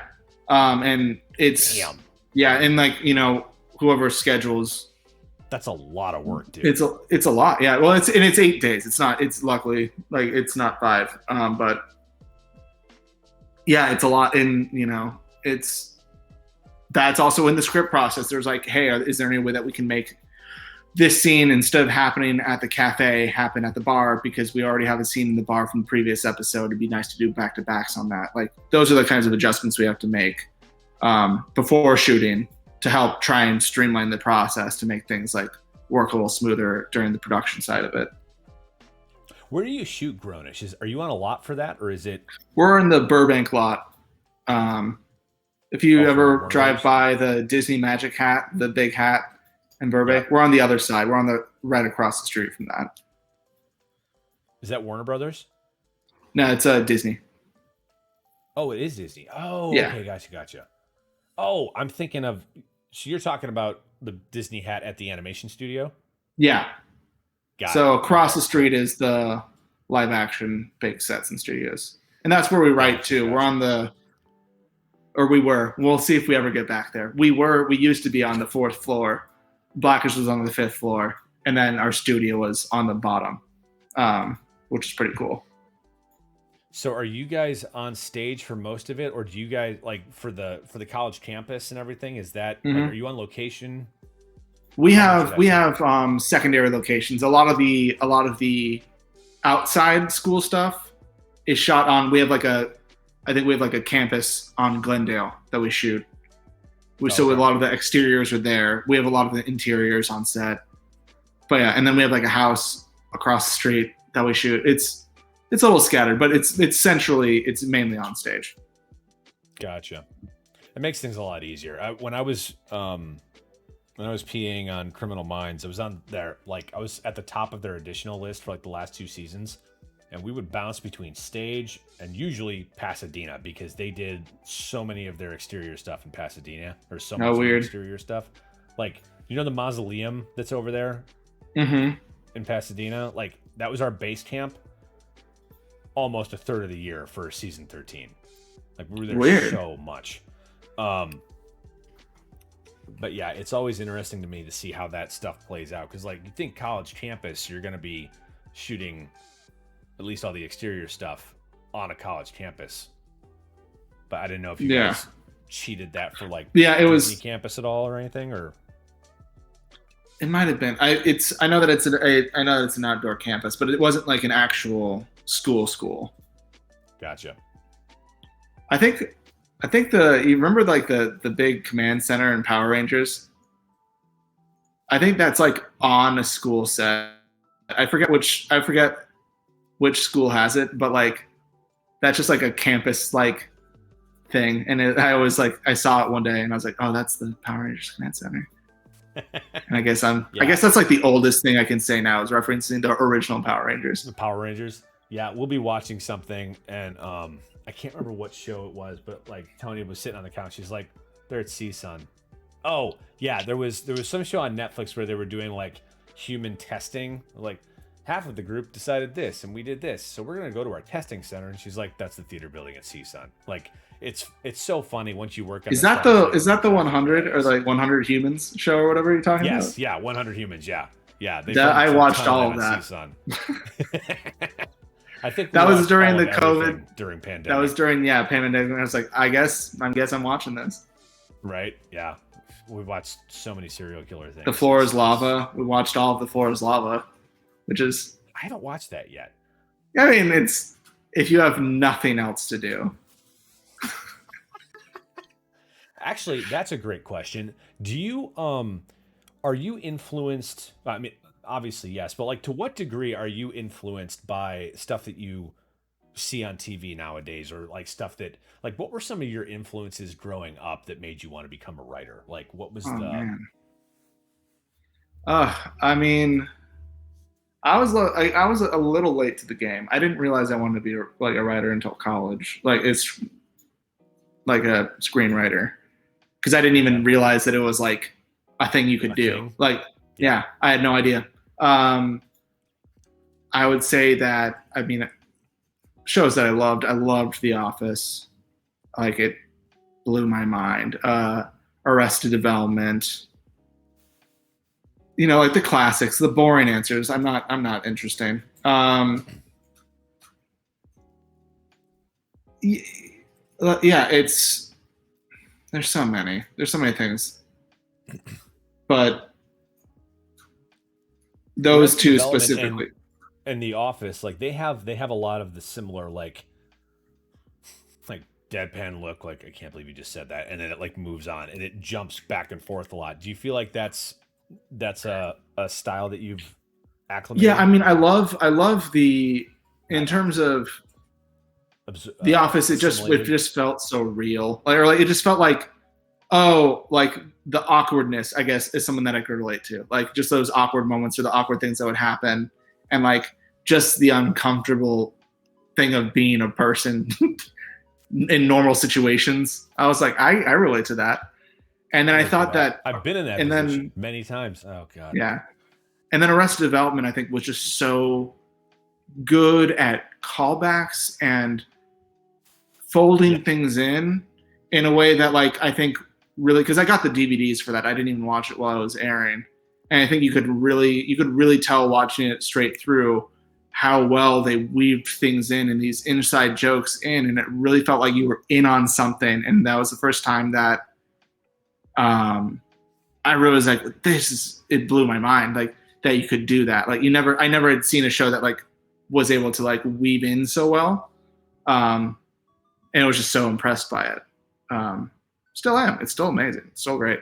Yeah, no, I was late to that game too. I think I started watching it once I realized that I think it was when they said it was coming back, and I was like, I remember this show, but I never watched it. And I started watching it so I could be caught up for when the new episodes Yeah. landed. And yeah, it is damn near seamless, like the way that they just integrate throwbacks from fucking like the first or second episode. Yeah. Community is also great. Another one that is yes amazing. Yes. Like that's one of those shows where it's like, and I heard it wasn't like a great place to write, like in terms of it was very tough to be a writer on that show. But like I was still like, but I was always like, that's a show I wish I could have written on. Like that's seemed like so much fun. And like they're just like, and they're riffing off of everything. It's like I think our generation specifically is like the first one to be like so saturated with media in such a way that like Community was like riffing off of everything that we had known and seen already, which is something that they couldn't have done beforehand. So yeah, have you ever gotten revenge against someone in your life by writing them into a show and making them look like fools? Ken just wants me to say that I wrote him into something, and it's not true. I haven't. Sorry, buddy. I mean, there are definitely like in things that I write that are mine. Yeah, I'm sure there's people like a version like that. It's like, oh, that kind of person, and like, but I don't know. I've never like. It's not like I'm Alanis Morissette. Like you ought to know in somebody. Yeah. Like I don't know. It's like I haven't. It's never really just one person. It's usually like a collective details about a couple people.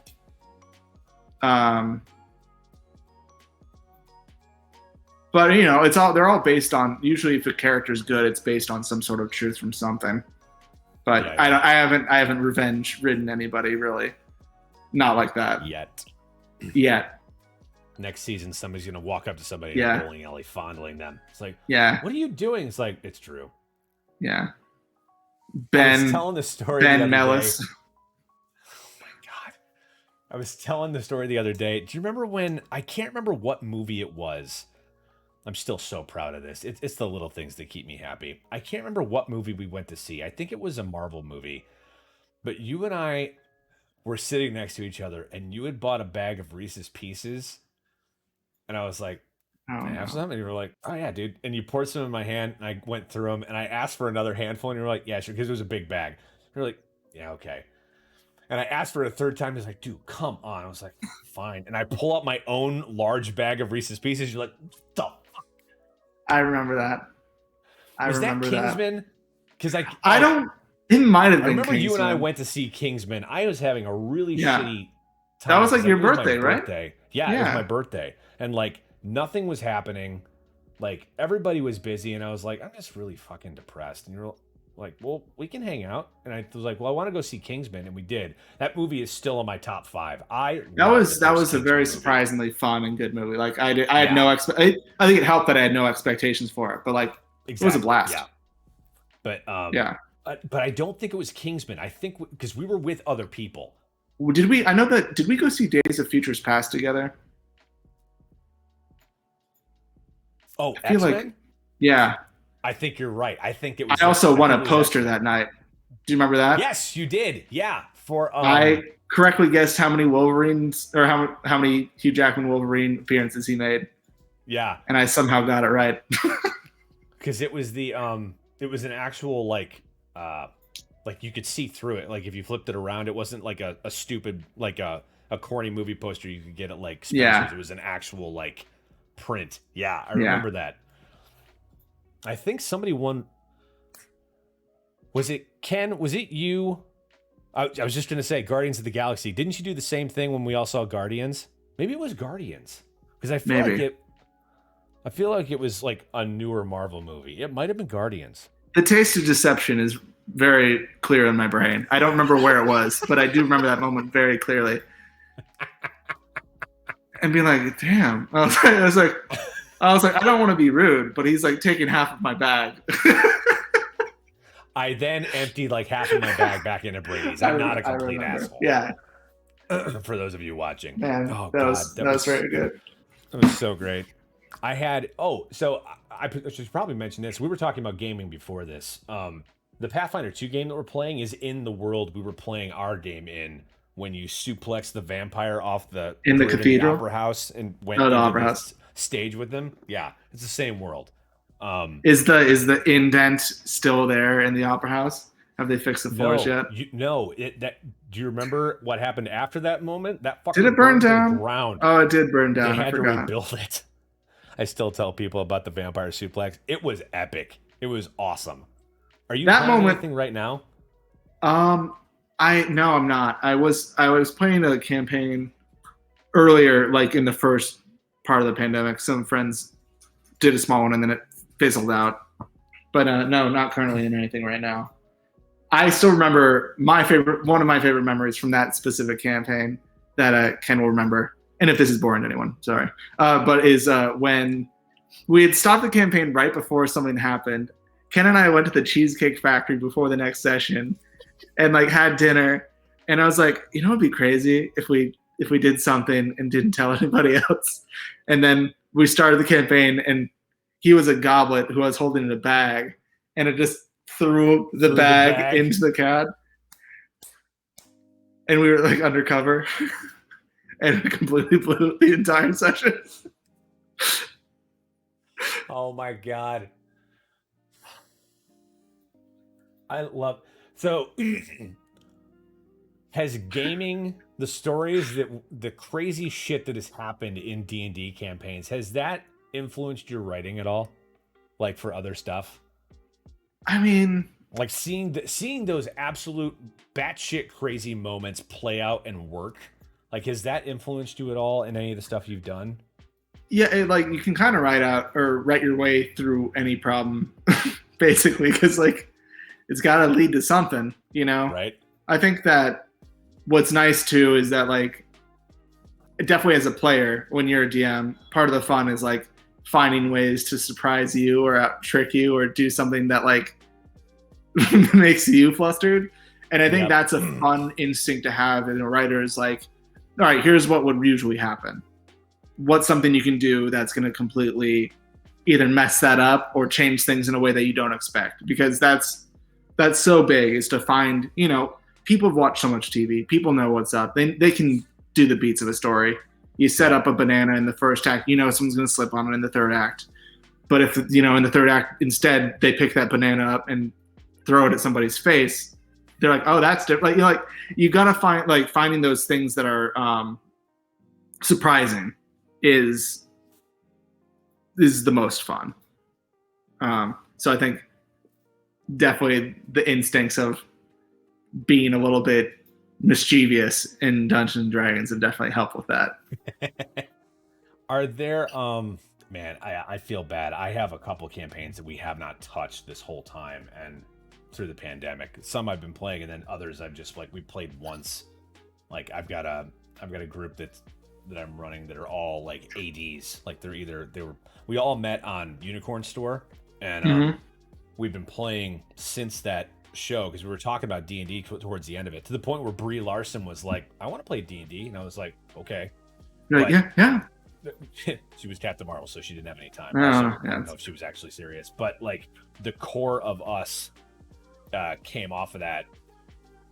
We're like, yeah, we're gonna play some D&D. And we started a Pathfinder campaign, and we've been playing it since then. But it's been a long hiatus since we touched it.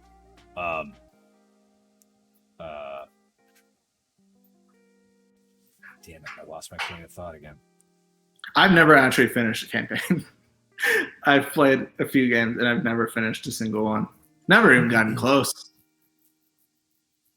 I would love to go back, like, yeah, because we were playing we stopped that campaign. We were playing Star Wars for a while. I think because somebody wanted to play Star Wars. Was it Will? It was Will. think Will wanted to play Star Wars. Yeah. Then Drew outlaws off-table planning. I did no such thing. That's not true. I love planning. I just don't do it because anytime I write down a villain or like write out a stat block at all for somebody, like this is the bid bad, dead in one round. Like the players are always like, oh, we'll just do this. I'm like, I did not think that at all. Okay, well, here's your XP. Story. Ken can tell you about the time that I lied to a church and made them believe that I spoke directly to God. That was a fun campaign. Yeah, it was the only one Will would play. Oh, that's right. Fucking Will. Can't believe he's moving again. Yeah. That's why he's not here. He's moving. Otherwise, our friend would be supporting us here today. Right, Will? We'll never know. Yeah, we'll never know. Yeah, the man. I cannot remember what I was going to ask you. It was something about D&D.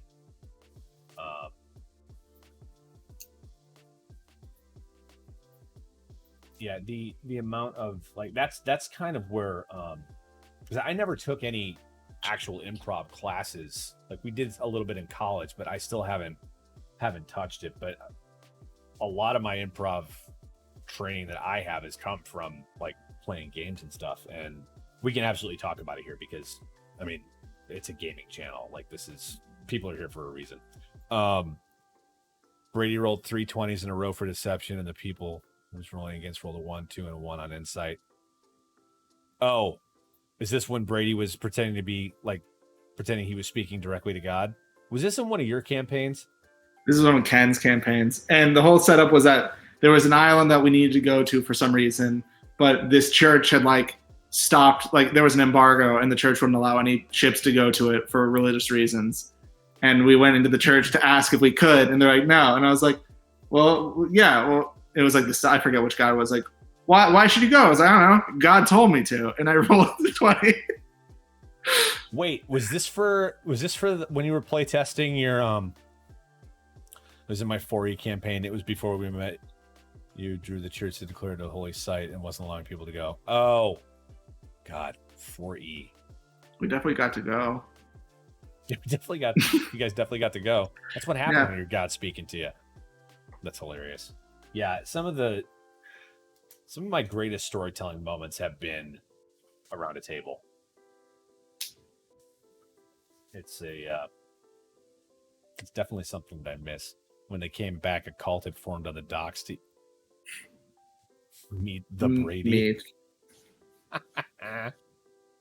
That's awesome. Damn it! What was I going to? Oh, okay. So I'm going to ask this question. I don't know if you can answer it. Is there any point in the last year where you've just been like, at writing you've seen on shows that you probably can't answer that because again, it's like. I mean, yeah, but like I won't say anything specific. I used to be really annoying when I was like in college and a film student, and I was like, oh, I know what the goods are, and I was with my sister, and she was like, we were like, oh, let's go to a movie, and she was like, you know what I really want to watch? Jack and Jill. It looks so funny, and it was, I don't know if you know what Jack and Jill is or remember what it is. But it's Adam Sandler playing Jack and his sister Jill. And it looked like the worst movie I'd ever seen it from the trailer. I've still never seen it. And I went off on her and was like, you're the reason Hollywood's so blah, blah. And like really kind of like let off some steam. And she was just like, she was obviously upset and was like, I just thought it looked funny. And I felt like such an asshole. And I was like, why do what I think it matters? Like people think things are funnier or different than I do. And like after that moment was very like, I was like, I'm never going to like make fun of somebody for liking something ever again. Or like it's people like things for different reasons and watch shows for different reasons. And especially now with like the amount of work it puts into like get anything made, whether or not it's quote unquote good or not. It's just like it can be surprising how bad things get made, but it happens. There's a talisman at 8 after roll out for work. Yeah, dude. Yeah, we're gonna play around 8 p.m. Does that still work for you, Brady? Yeah, I think so. Yeah. Okay. On the reels though, Jack and Jill sucks. I've still never seen it.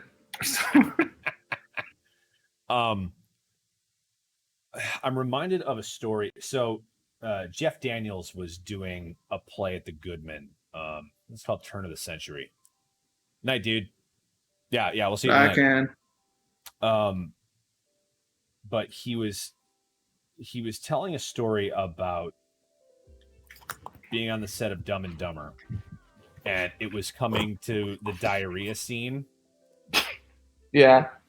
And he was like, so I was sitting there on the toilet contemplating the end of my acting career. Just because like I can't believe I'm going to demean myself and do this, and like this is not acting. What am I doing? And and he did it. And then during I think Desert Storm.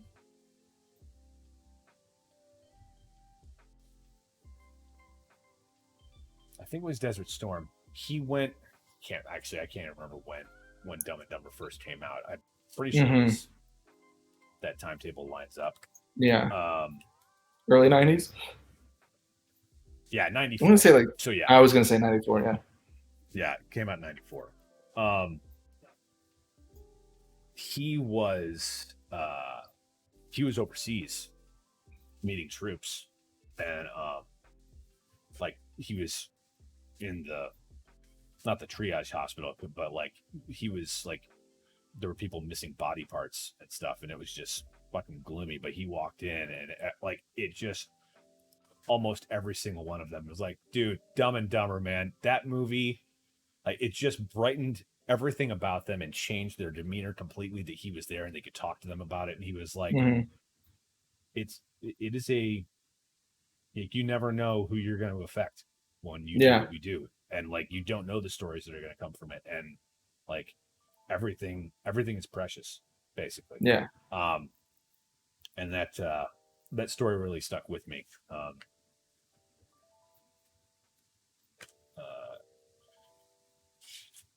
Just in terms of like how you were saying with Jack and Jill, like I haven't seen it either, but like somebody somewhere loves that movie, and it brings them joy. It's a, I don't know, it's a strange world that we live in. Like the whole reason I became an actor was because I liked inspiring. Like that's what movies did for me. Like even if it brought me out of whatever was happening in my life for a couple of hours, like I wanted to be able to do that. And I didn't realize it until my senior year of high school. I was in Romeo and Juliet at the college that I would eventually go to. I think it was Paris's Page. I had a line, but I was like, this is what I want to do. Because I had taken drama classes there when I was a kid, but I hadn't touched it in years. And it's a crazy life we live. Yeah. I remember back, like, the thing that first inspired me to act, and I don't act anymore, but I was in, like, I think I was either in 7th or 8th grade, and I saw a high school production of Rosencrantz and Guildenstern Are Dead. And I was like, this is amazing. I was like, so good. My friend and I played the game that they played in I forget. The Heads and Tails. Yeah, the Heads and Tails game. We like used to play that game, and like just blew my mind. And I was like, that's what I want to do. Like I want to make someone feel the way that they were able to make me feel. And I was like, it's just, I was hooked. I was like, and I mean, now you're a writer. Like, yeah, you're doing it. It's great, dude. I'm so proud of you. Like, and thanks, it's always bud. hard to say that to people without making it sound like it's like I had nothing to do with it. I didn't help you on your journey, but like, no, we were all in it. We were all doing, like, like we were all in the weeds back then. Yeah, grinding it out. Yeah. I went to a wedding, like maybe this is a year or 2 years ago, and like this guy who was like the dad of one of my childhood friends, and they were the one getting married, came up to me and they had heard about like, I guess my parents had told them what I was doing in Hollywood. And he like shook my hand. He's like, "Congratulations." I was like, "Thanks." Like, I didn't think you were gonna be able to do it, but yeah, good job. And I was like, the people were like, "Oh," like it's like so sincere. Like they think they're being really like nice and honest. It's like I didn't the think confidence is I didn't overwhelming. believe you. I didn't believe in you, but good job. When I was in high school, I was at a friend's house and it was a girl. I think he thought we were together, and it was like her uncle or something. He's like, "So, what are your plans for the future?" He's like, "I'm gonna be an actor." He's like, "No, that's not. I mean, okay, but that's not a viable option." I was like, "No, I mean, I'm going to school for it. It is." He's like, "Well, what's your backup plan?" I was like, "What do you do?" It's like, "Well, I'm in finance." I'm like, "Okay, that'll work." It's like, "Well, you can't just get into finance. I'm like, you can't just get into acting. Like, it's like, Yeah. I'm a sophomore in college, but I understand this much. Like, it's not. I know the road that I have to travel is gonna suck, but there's nothing else I want to do." But yeah, like anytime it just finally clicks, like I don't want to be famous. I just want to make a living at what I went to school for and like what I want to do. Yeah. So yeah. So it's great to have people in my life like yourself that are doing the things that they want to do and making it work, and it's great. And that's why I love having you guys on the show like this. It's fantastic. Yeah. Thanks again for having me. Yeah, absolutely. Is there I feel like I already asked this question, but like when you were, what year did you graduate high school? 2006. 2006. What do you like? What was the main?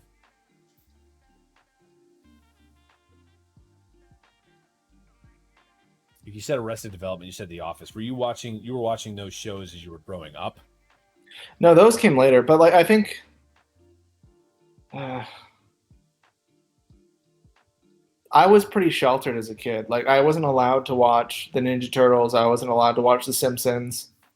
Things like that on TV were like too much for my parents, which is like weird because I watched like Power Rangers, which was like live action violence versus turtle violence. I don't know. Cartoon violence. Yeah. Yeah, it was weird. They kind of weirdly pick and chose, and like we didn't watch a lot of TV. I saw some movies, but like my parents didn't really have any interest in any of those things. So I never like. It took me so long to like before I was like able to go watch stuff by myself. Anything that happened previously, like I didn't have any sort of background or reference to, like any 80s movie, any 70s movies. Like I had to find those later. So it was just yeah, it took me a little while to like find the things that really like ignited my fire because I just didn't even know they were out there. Yeah, no, I totally get that. What are the things like? Okay, so what are some of the things you found that have inspired you since you've been able to see those things? Like for me, like Yeah. I'm a huge John Carpenter fan. Like, and I did not grow up watching horror. Yeah. God, Big Trouble in Little China, dude. If you ever want to just sit back and relax and enjoy yourself, watch Big Trouble in Little China, but with the Kurt Russell, John Carpenter commentary in the background. Oh man, it's so great. Eventually, they just stop talking about the movie, and they're like, "So how are your kids?" No, they're doing okay. Like they just stop paying attention. It's fantastic. that's so funny. Which is I would say, like, truthfully, my little nerd heart, like, I was pretty young when Star Wars the special editions came out in theaters, ugh. and that changed my life. I know it's Star Wars is such a different thing now than it was, but like when I was at the perfect age, and like watching those movies made me like just my imagination just like it just like changed everything. Yeah. And I was like just thought about the world in a completely different way, and like things were a little bit more magical for a while, right? Until they weren't. Man, so here's a question. What do you think is the I'm going back to, like, I remember the comment about, I think it was Scorsese said about the Marvel films and how, like, they're Hmm. not real They're not cinema real. Yeah. or something like that. Like, I can see both sides of that argument, Hmm. because, like, it's not like a movie in, like, the traditional sense. Like, The Godfather is cinema. Like, that is a perfect example of cinema. But, like, Yeah. going to the movies, like, Marvel has that on fucking lock. Like, Yeah. I, It's like spoiler alert, saying, if you haven't seen Endgame, I'm gonna spoil something, but you should have seen it by now. Like, when Cap picks up Thor's hammer, yeah, it's a great the moment. theater that I was in cheered. Like, Yeah. they lost their goddamn minds. In any clip I've seen of it, like, every theater was like that. Like, what do Hmm. you think the do you think that there's a blatant or subtle difference between those two things? Like, Oh, how would you what's your stance on that argument as a it's writer? like, I mean, it's like it's first off, Marvel movies aren't just movies. They're comics, they're True. TV shows. It's become so much more. Like the whole Captain America picking up Thor's hammer hits on so many levels on a fan's brain because it's not just if it was solely the movies and that had never existed before, that'd be a cool moment. But like you have the super fans that know the lore behind what that moment is in the comics. You have all and like online, like with the internet, there's just so many more ways to explore and be a fan of something than Mm-hmm. back when Godfather was. Godfather had you read the book, but like I think comparing the Godfather to the Marvel movies is like comparing a fancy steak to In and Out. It's like they're both really, really, really good. Mm-hmm. I'm not eating a fancy steak every day. I also, if I only ate In and Out every single day, I would be disgusting. Like they're different, and they both can be very good at what they are, but they're not obvious without being the same. And it's tough. We don't have a lot of like mainstream adult dramas anymore, like The Godfather. Like a movie like that hits such cultural and popular success is very, very rare, if at all possible. Um, and like the superhero um, universal movies now, where it's like it's not just a movie, but it's a universe.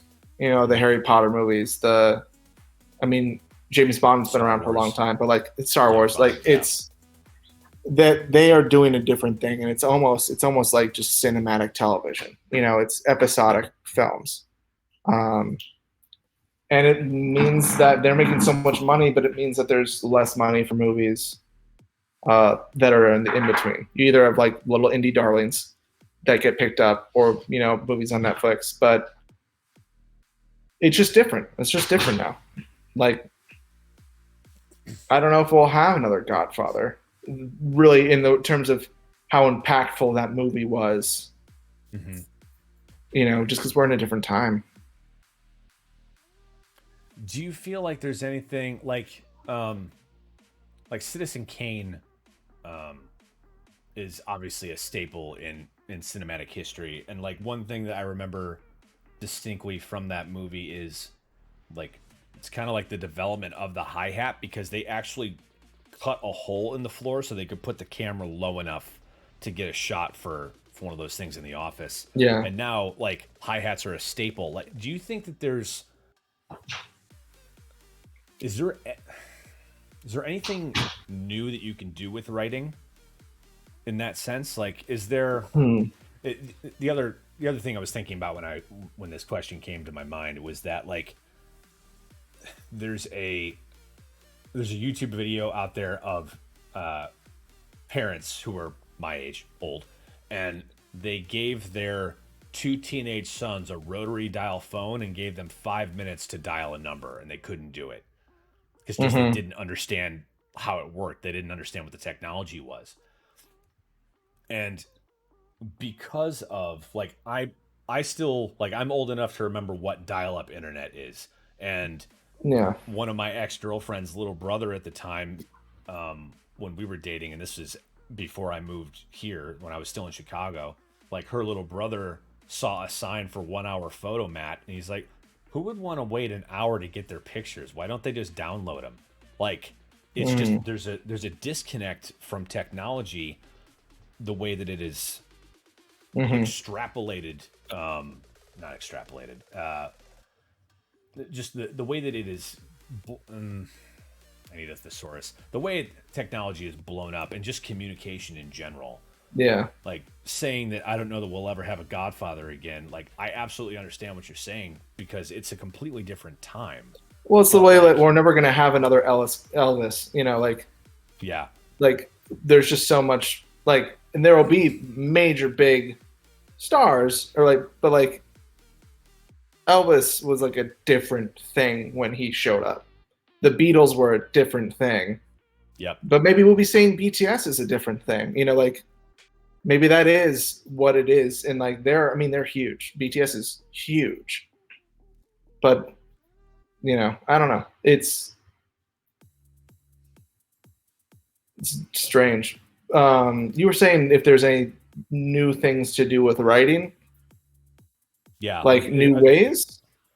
Well, not so much new ways, just like tricks that haven't been done yet in the style of telling a story, just from a writing standpoint. Like,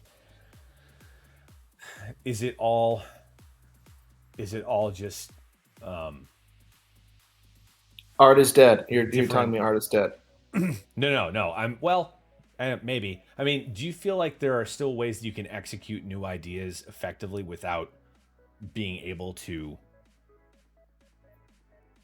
not copy somebody else's work or not be influenced And by I certainly something? hope so. Otherwise, Yeah. I'm in trouble. I mean, I think that what is different now is we're different. People are different. The situation's different. It's we have to now, every horror film has to answer the question, what happens to their cell phone? Like, why are they just calling? And so that's why Yep. all these like very um, like, oh no, my phone died is like the cheap way to get out of that. Mm-hmm. Like you have to answer those questions now, or you make a horror film that's placed in the 1700s, and then that's not a problem anymore. Um, but I think that the way that we have to represent social media in writing and stuff like that's a whole different beast. Like to get from having a scene be, you can't have that. So you have to find creative ways to show that visually. And yeah, people are changing. I think, and that's the thing, is that stories are always should be either a sign of the times, or like showing something about who we are today, and there's always things about humanity that are going to stay the same, but we have all the settings always changing just naturally. So I think there's always ways to have stories that are fresh in that sense. But in terms of like, if you're talking in terms of like the way we write a script, or the way like there are tricks or things that people do that is different, or like, but it's more stylistic stuff. I don't know. Have you felt the effect of not actually being around a table because of Oh, COVID, like for writing? Like, how has that been different? Just dealing with the technology and everything. my boss said, and it's basically true. Like we were working at about a third of the pace on Zoom as we were if we were around a room with each other. Everything was just so much slower, and there was a lot less bantery and fun. It was a lot more business in terms of like people were pitching or saying stuff. You had to wait for them to finish. Like you couldn't. There was usually it's like the table's so long that they're having a conversation down at one end and you're having a conversation at the end, and they're like, "Oh, that's Right. cool. Oh, we were just saying that." Like, and it's much more electric, and like um, there's just a different kind of like energy when you're in person with somebody than when you're staring at this green dot for 9 hours, and it's Yeah. exhausting. Um, but so I think it definitely affected our pace. It was a lot harder because it felt less organic. It felt a lot more. You really had to kind of like cringe it out. Like you had to really grind Because the free flowing idea, it's harder when you're not like, because lag time and people always cutting And each not being other able off to talk and not over being able people. to Yeah. exactly. Yeah, Tony has been doing. My wife is a therapist, for those of you that don't know, and she has been doing telehealth pretty much this whole time. So she's been working the whole time, and I've just been doing whatever this is. Um, she's angry about it, and I get that. But the like one of the biggest things that she does not like it because she's like so much of what I do is based on reading a person in body language and being And in the room with energy. them, and I cannot do that on this.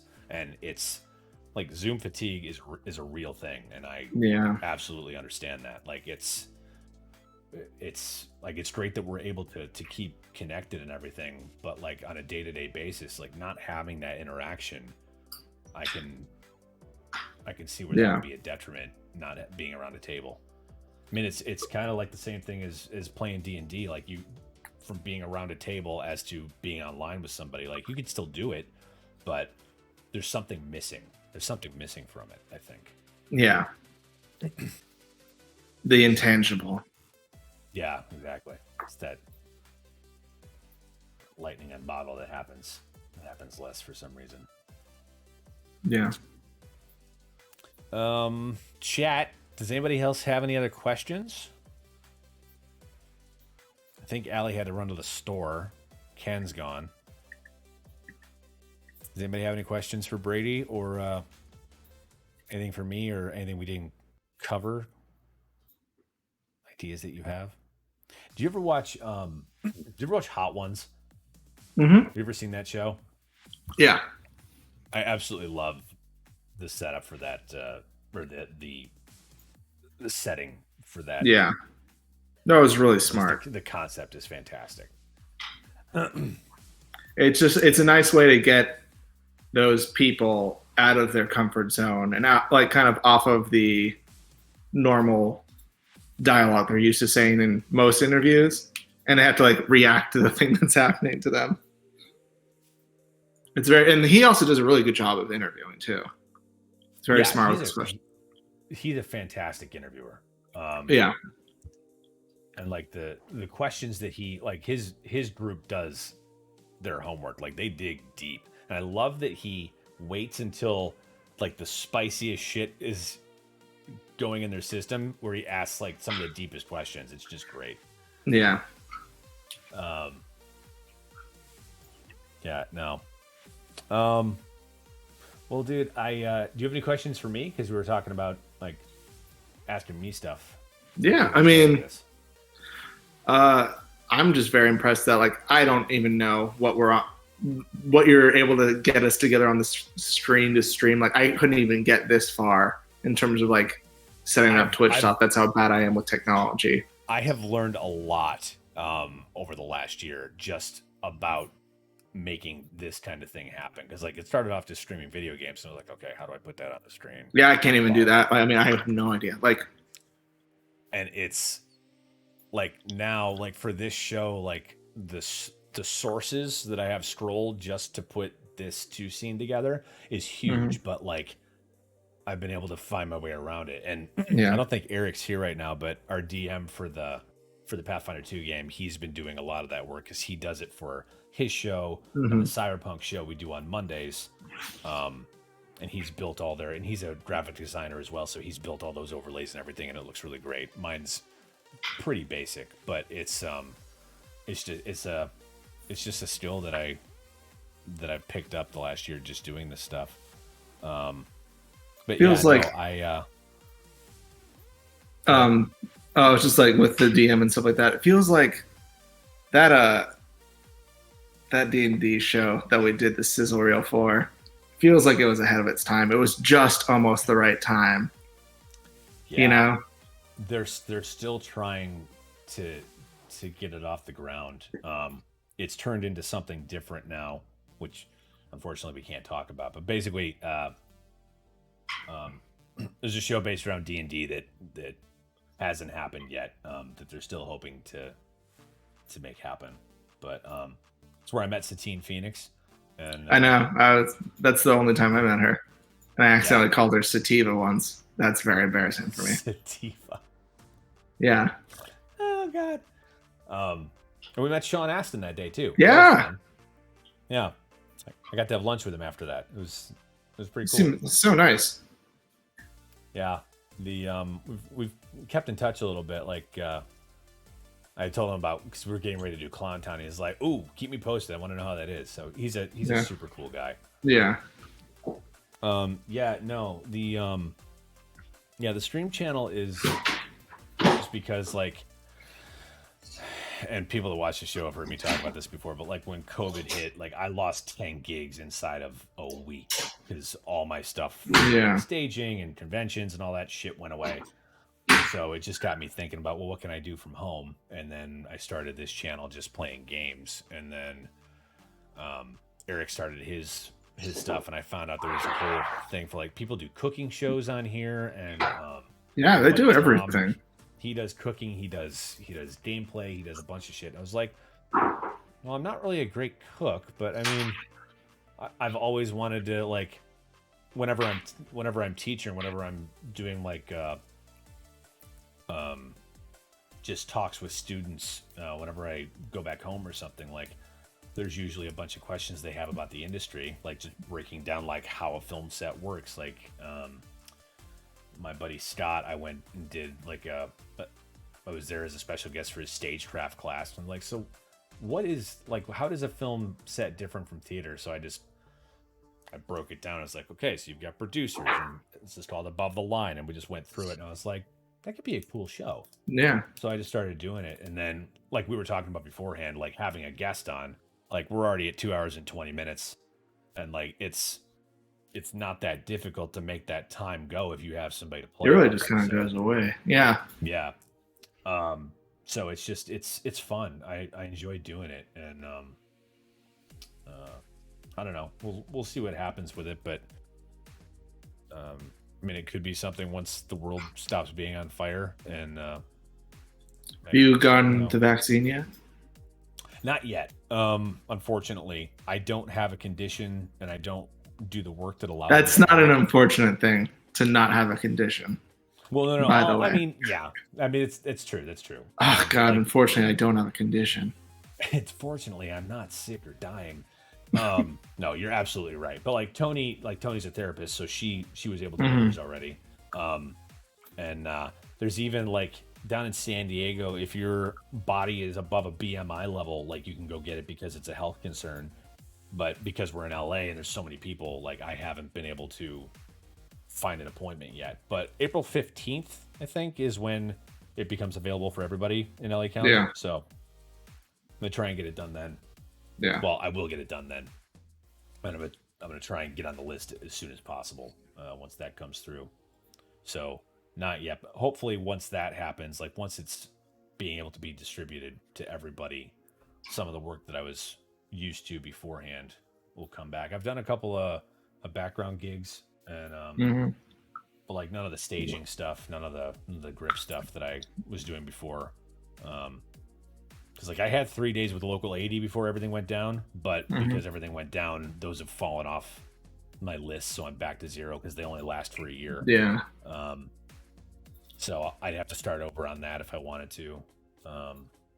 But what I would love to do is make this channel a viable option for revenue, so that I could just focus on like doing voiceover and auditioning. And Tony. What games do you play on here? I've been playing. I play a lot of Phasmophobia. I don't even know what that is. So, oh god.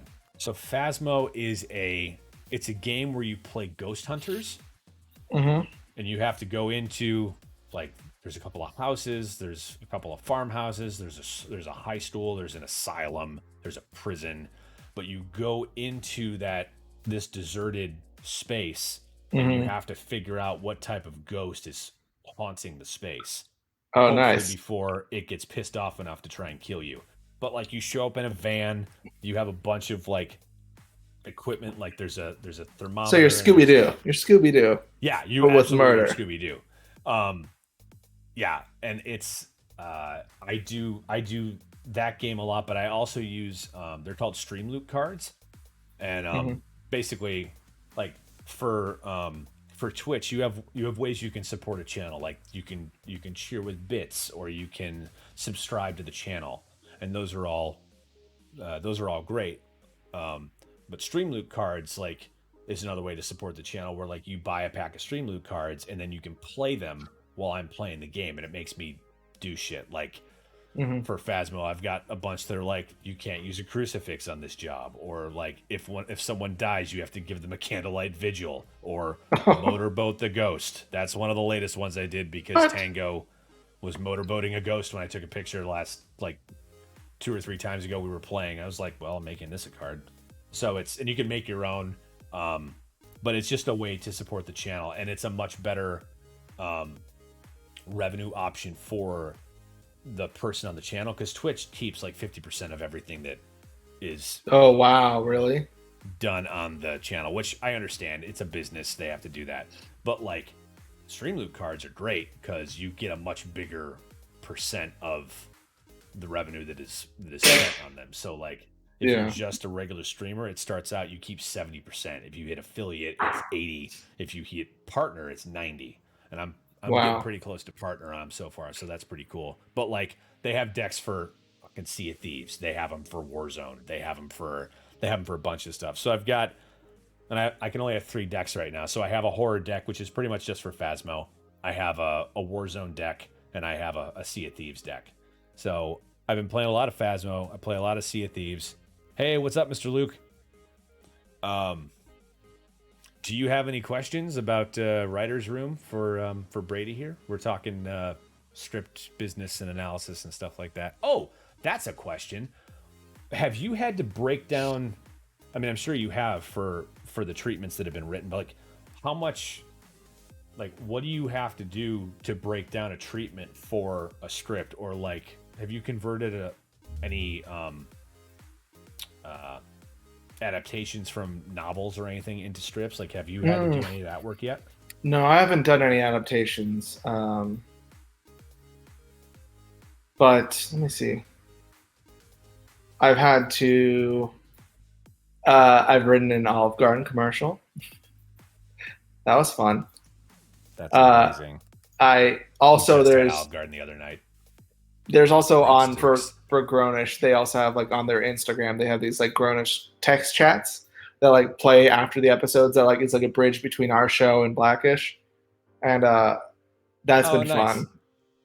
That's Uh, cool. yeah, but no real.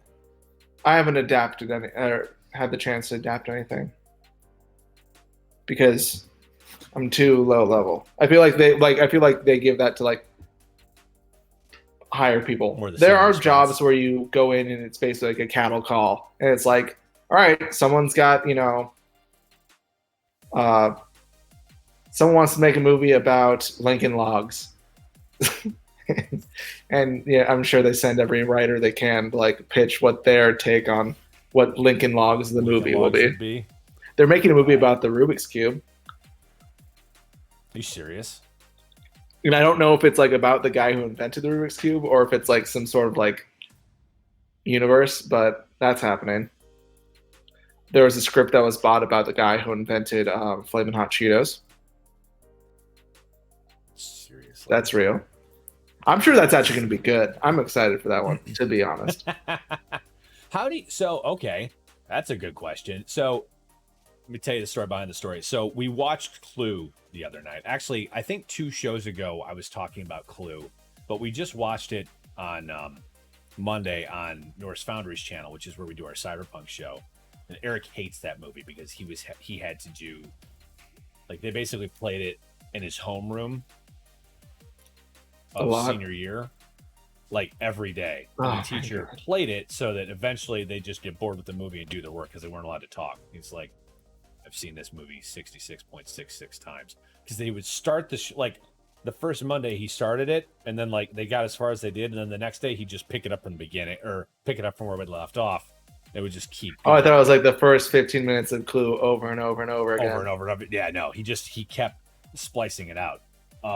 So Eric hates that movie. He's like, it is your job to make me feel like this is a good movie anymore. And so I did a bunch of digging, mostly on IMDb, because a bunch of the stuff I already knew. Yeah. Um, like, did you know that uh, Carrie Fisher was originally supposed to play Miss Scarlet? Really? Oh, Yeah, that I would have had been no good. idea. I was like, holy crap, I want to see that movie now. But the whole reason I bring it up is because they're remaking a bunch of the games, or they're remaking a bunch of movies. Clue is included. And I was like, King God Clue did. I feel like damn it. they made Clue already. It was called Knives Out. Right? Yeah, no, they're remaking Clue, which I was unreasonably angry about because I love that movie. But then I went on IMDb and I saw who was attached already. And it's Ryan Reynolds and Jason Bateman so far. And I was just like, okay, I'm in. I want to see what they Oh do my with it. God. Like, this is gonna be amazing. But apparently, like, um, not Mattel, Parker Hasbro. Brothers, Milton Bradley, Hasbro has a bunch of those. So like, there's a Monopoly movie in the Well, that's why mix. there was a Battlefield Shoot me in the face. Yeah, yeah, or yeah. yeah, Battleship. Battleship, which I Yeah, still haven't seen. they have a bunch of those lined up. But how do you feel? How do you feel about all the remakes that are happening? As a writer, I mean, I get it from a financial perspective. I don't know. It depends on what they do with it. It depends on what type of remake. Like, I feel like they're probably going to eventually make a Gone with the Wind remake. I feel like that's going to happen. God, talk about a character that you don't like from the start. Jesus, Yeah. I hate that Um, movie. I hate that story. It's those. I feel the same way about that story as I do about the musical of Chicago. Like, I'm not a fan of it because yeah. like the characters are horrible. Yeah. Not that But they're horrible characters; they're just horrible people. movies like The Wizard of Oz, I feel like that that'll eventually get remade. They kind of already did a prequel to Wizard of Oz, but they haven't actually made a reboot of that one. I mean, they haven't made a reboot of Godfather. Like, there are some tentpoles that I hope feel are hopefully untouchable, but at the same time, like, it's gonna be like over 100 years since those movies have been made. At some point, It's true. It's true. I'm sure people are going to take shots at remaking those. I mean, you think about how many times Sherlock Holmes has been made into something. Yeah, You know, that's very true. um, Which I do love the modern Sherlock Holmes is my favorite literary character. yeah, And I will say that I have, aside from like the Asylum version of like Sherlock Holmes fighting a Tyrannosaurus Rex, like pretty much any version of Sherlock Holmes I enjoy. I love Robert Downey Jr.'s Sherlock Holmes. I think he's great. Benedict Cumberbatch is a fantastic Sherlock Holmes. yeah, it was Like, great. I really he liked that series. he is absolutely like, oh god, I loved that series so much. My Sherlock Holmes will always be Jeremy Brett Oh from yeah, the Granada television series, like, because it's that Victorian setting. I loved when Sherlock went back and did uh, the Abominable Wife. I think was the one where they went back in time, where he's like going through an old case in his head. I think it's between season 3 and 4 of Sherlock. yeah. Phone call that I have to not take. Hang on one second.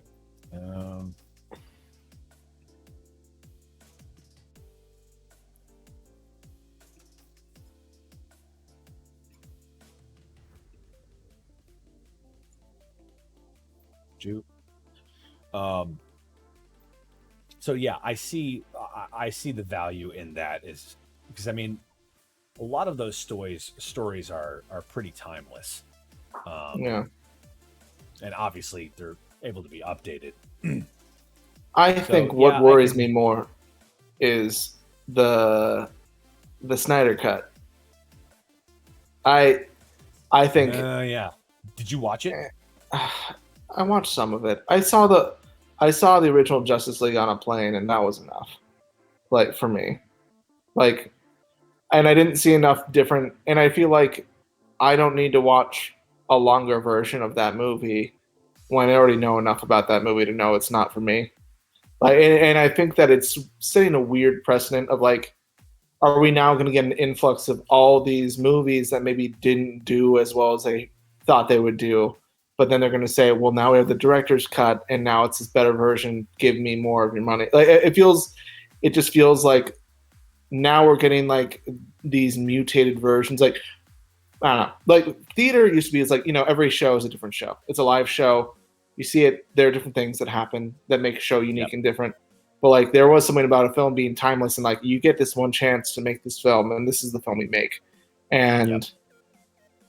it feels weird. It feels weird. There's two different versions now, and I know they've done stuff like that. I'm sure there's like 3 or 4 versions of Blade Runner. There was the director's cut, then the ultimate director's cut, and then like, Like there's a director's cut of perfect example of that is there's a director's cut of Legend, yeah, which I do not like because Mia Sarah's character is an absolute bitch in the beginning, and it's just like I don't care what happens to this bitch now. Like I don't yeah, even want her. Like Tom Cruise's character is absolutely like she's taking advantage of him being naive and a forest child because she can. Like she's taking advantage of him. yeah, It's not real love. Like that's how I reacted to that story. It was not good. yeah. In my opinion. But like I will say the Snyder cut worth the watch. Yeah. Every one of my it's not just Justice League, it's a lot of like the DC movies. I feel like they haven't, aside from Wonder Woman. First Wonder Woman is amazing. I love that movie so much. Like it is everything I want to be as a kid. And like I would be a woman in that case because like it is fucking dope. Yeah. Like when she storms the no man's land with the shield, it's just like I'm all in. I'm there for it. I keep bumping my mic. But like the original cut of Justice League, I felt didn't give the characters a proper through line of their own story. It's like because they were trying to cheat the Avengers. They were trying to do the Avengers in one movie instead of 4. Yeah, exactly. But like the Snyder cut, like every character is important and holds their own and does what needs to be done in their own spot, like the comic book. But it's kind of like it's kind of one of the problems with Batman, like OG Batman to Batman Returns. Like they spent so much time on Catwoman and Penguin that Batman is hardly in the movie, or he's not in it enough. At least, that's what I remember. I haven't watched it in a long time, but like I felt that way about Justice League that I did about Batman Returns. But I would say the Snyder cut is definitely worth a watch. It is a much better movie in my opinion. But I mean, and again, that's like Tony wasn't really impressed with it. My wife, so everybody's going to be different. Yeah. But I would say give it a watch because there's just a bunch when of I stuff. have an extra 4.5 hours, I'll give it a shot. Yeah, it's a long movie. Yeah. But I mean, I'm enjoying a lot of the stuff that I've been seeing come out. Mandalorian has been pretty good. I've enjoyed that a bunch.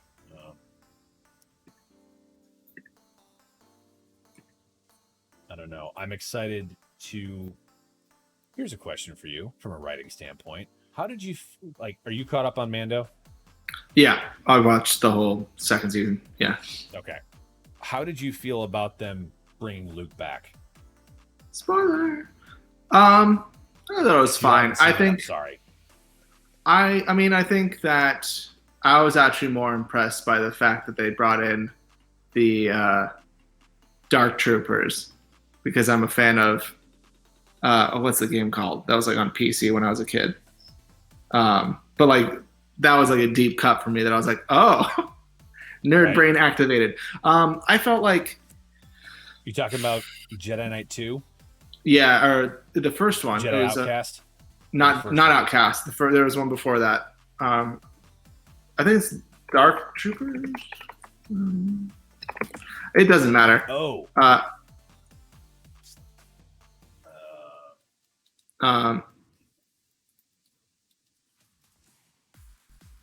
I forget the game. But I think that was it's just a very calculated move by Disney. Disney's very good at doing like kind of like um, Star Wars Dark fandoms, Forces. yeah, Dark Forces, fan service surprise moments, and I think that's a very calculated way.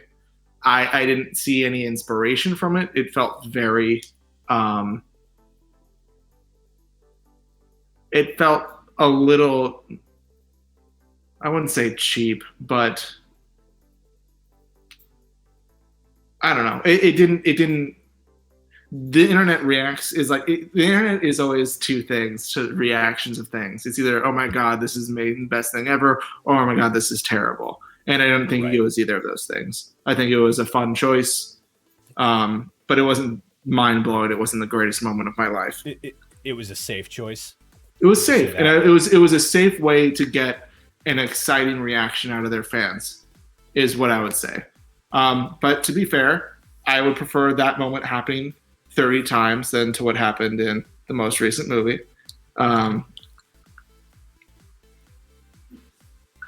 That's fair. That's fair. Yeah.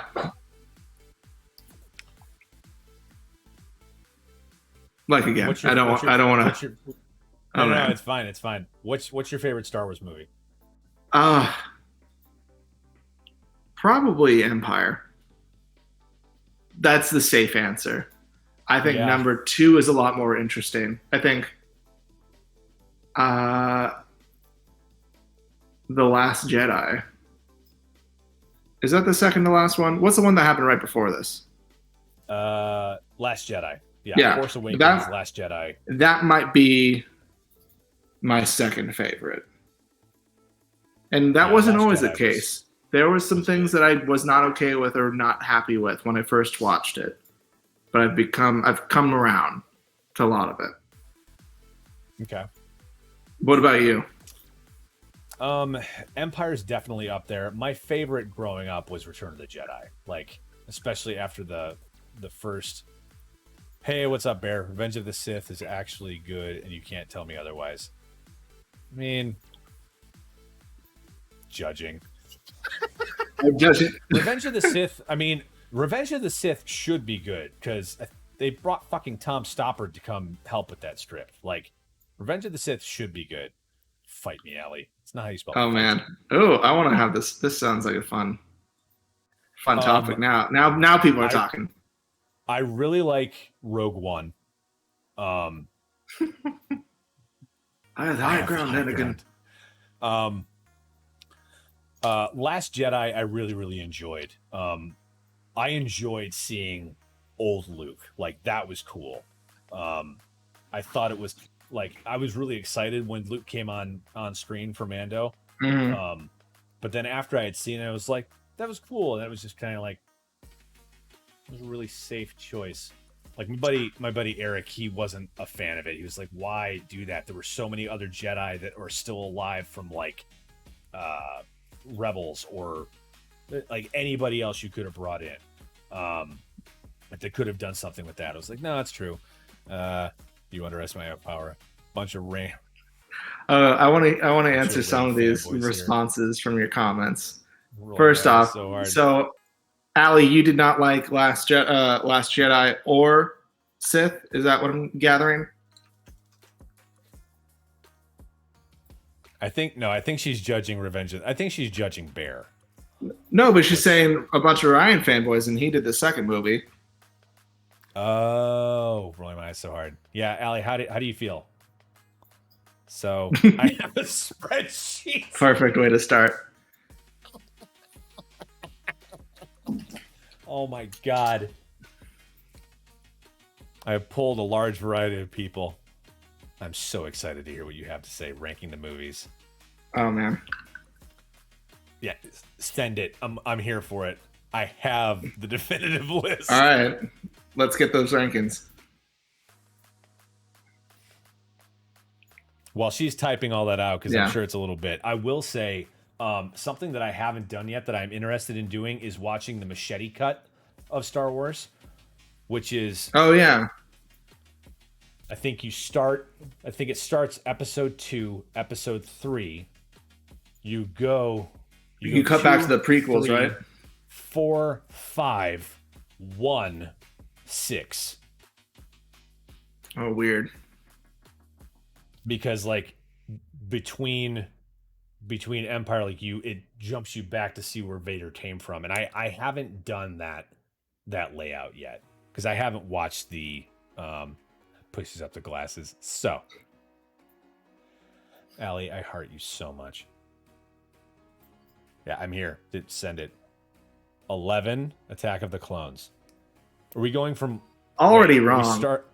Hang on. Are we starting like worst to least? Yeah, it's just going worse. Attack of the Clones, Phantom Menace. So this is like the ranking of the best movie. Okay. Yeah, worst to best. Yeah, send it. We're here. We're waiting.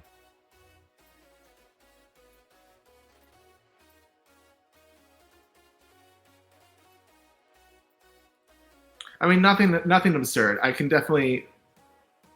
Oh man! Wow. Oh, this is gonna end in a way that I don't feel happy with.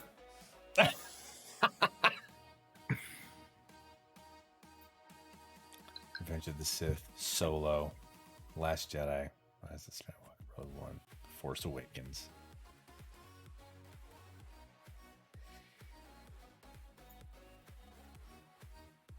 Rise was the worst one. A New Hope, Return of the Jedi. So we're ending with Empire.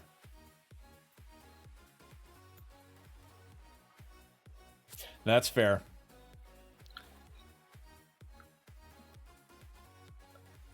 I would, on that list, I would put. Keep in mind these are not my rankings. Okay, that's fair. On this list, I would put. I would put Last Jedi probably fourth, Rogue One fifth, Force Awakens sixth, and Rise of the Skywalker is 11th. Rise of Skywalker for me is the worst movie that they've made because even with the prequels, which can be boring, they at least had a clear vision and idea. And for me, the problem that I have with that movie is that it felt like J.J. Abrams took the toys away from, like Rian Johnson was playing Star Wars, had his whole story going, and then J.J. Abrams took the toys and said, forget what you just did. I'm going to go back to doing the thing that I wanted to do.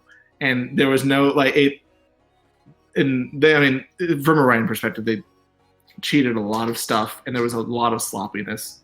This is an average. If you would like me to include you two in the average, I'm open to it. So, can I call in? Oh my god. I mean, I'm down. Yeah. If you even, yeah.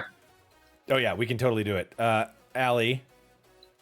Okay, hang on. I need to turn down the music a little bit more. Allie, call me in Discord.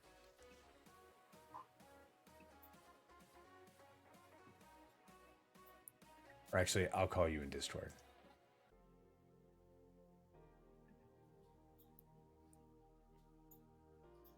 Can you hear me? Oh God, I have to mute that. Hold on 1 second while I put on headphones. Can you hear her, Brady? No. Oh God, everything is so staticky. 1 minute. Hang on 1 second. Wait, let me think how I... Okay. Oh, wait, actually, no. I lied. Allie, I'm going to send you a link. We're not going to do this through Discord. That's silly. Hang on 1 second. Okay. I need to do...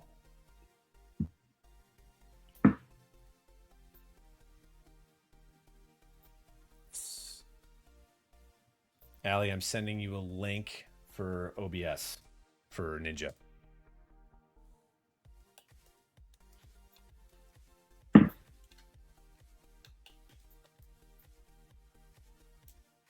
And that's the password underneath it.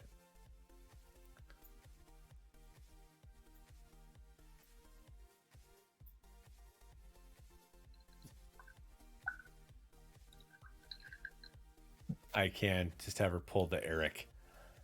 Yeah, I'm working on it. And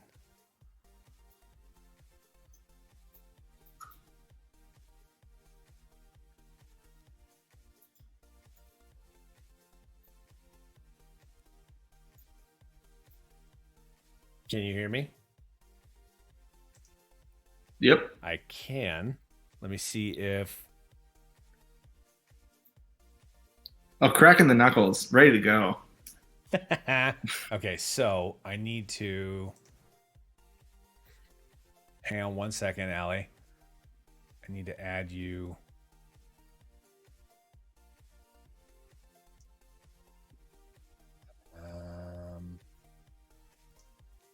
Damn, I wish I would have had a. I need to build a 3-cam option for this so I can have people call in and join. Actually.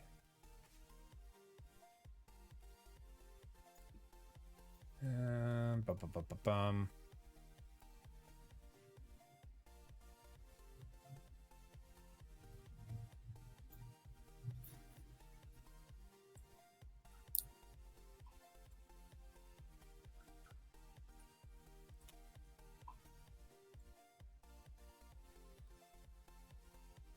Yes.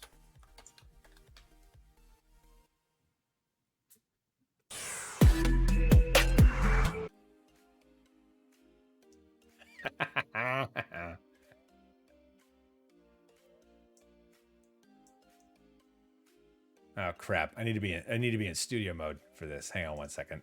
Go back to this. All I see is darkness now. We're doing it live.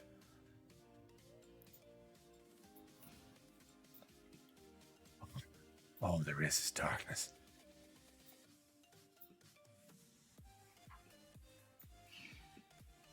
Bump bump bump. The hell do I have this labeled as?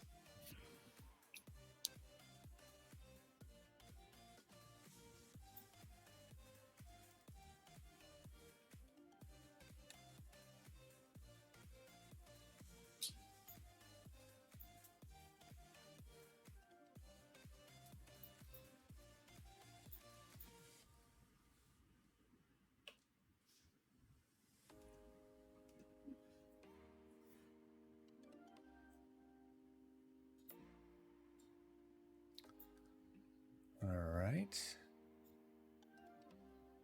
That's set now.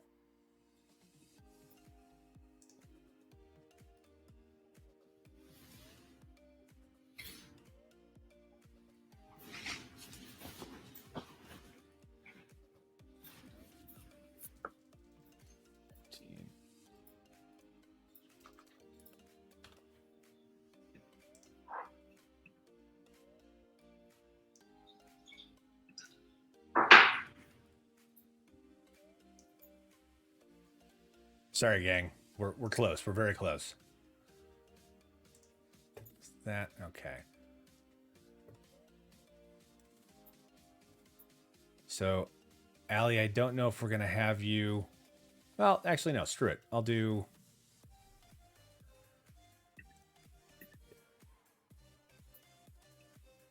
Scene to the scene.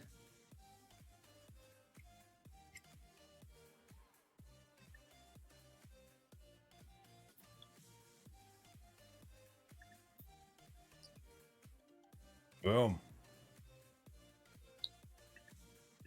All right, now. Oh, there you are. Here we go. Here's Allie, everybody.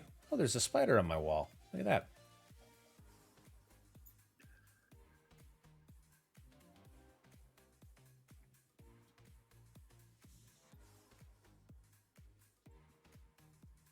Yeah.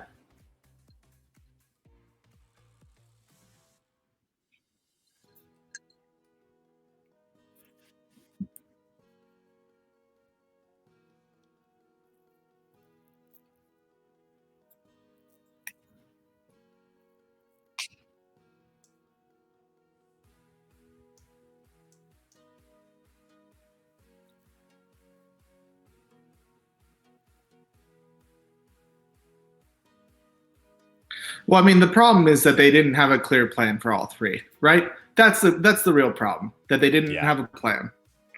That. Mm-hmm.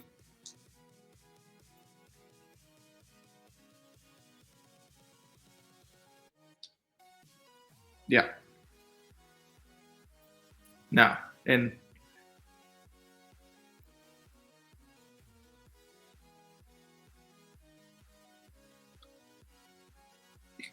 so, well, here's what I will say, not to defend it. Like, I mean, like, is that because I would say the first time that I watched it, I wasn't sure I came out of that movie thinking that I wasn't satisfied with everything in it. There were things that bothered me with it. Um, Upon reflection and watching a second time, I liked it a lot better the second time. And so, yeah, some ways you think that you shouldn't have to do that for a film to be successful, right? I think what I really appreciate about that film is that at least where Force Awakens is great in a lot of ways, it's incredibly safe. It is basically A New Hope part, like it's exactly A New Hope. Yeah, I liked the fact that the thing that was not satisfying about that for me was that it wasn't taking Star Wars into the next generation. Not to get into Star Trek, but at least there were choices that were made that I thought were interesting. There were things that I felt like it was making it its own story. I think that watching Luke Skywalker I thought it was a good choice, an interesting choice. We get to see a hero fallen in a lot of ways. I think that is, in terms of interesting character choices, I think that's interesting. I know a lot of people are upset because he's not the superhero that he was at Return of the Jedi. I think that's dumb.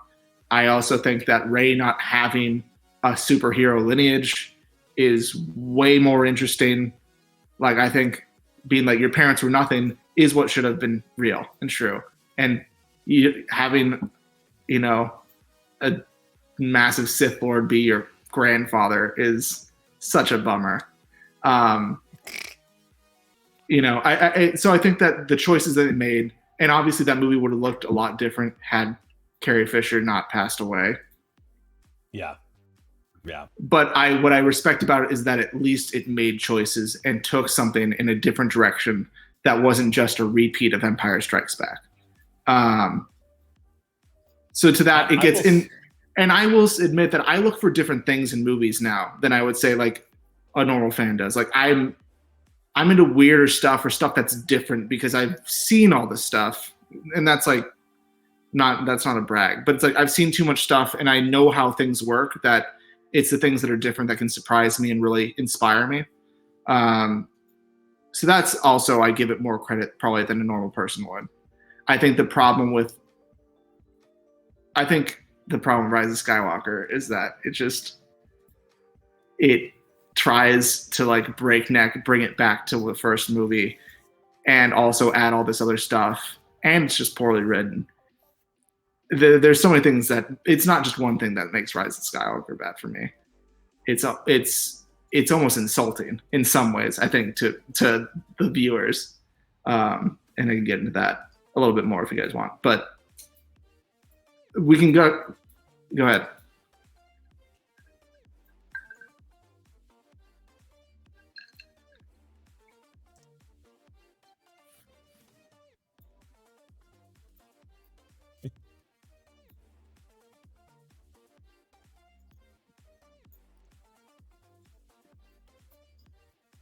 One second. Hang Andrew, on 1 second. They can't hear you. You guys can't hear Allie?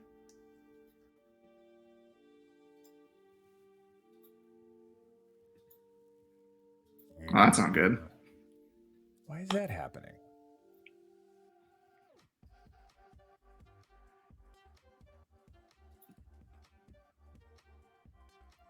I don't know why that would be happening. Did you hear her before? When she was talking?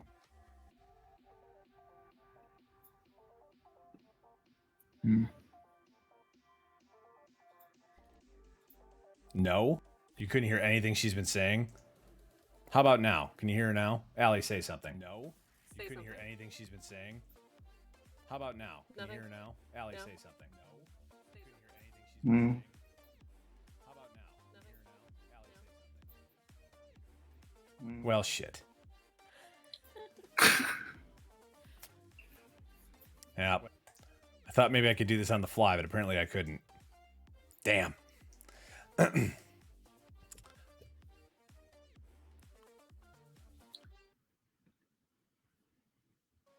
No, that's fair. That's fair. Yeah. Yeah, I should absolutely set that up. I should just do it through Discord. Oh, damn it. Well, fail again. Eric wasn't here to save me. The speaker. How about now? Can you hear me now? Oh, wait, no, that's me. That's what should have. The last couple of episodes, I've had a horrible echo, and I finally somehow fixed it. And that button right there wasn't doing its job before. That's why it sucked.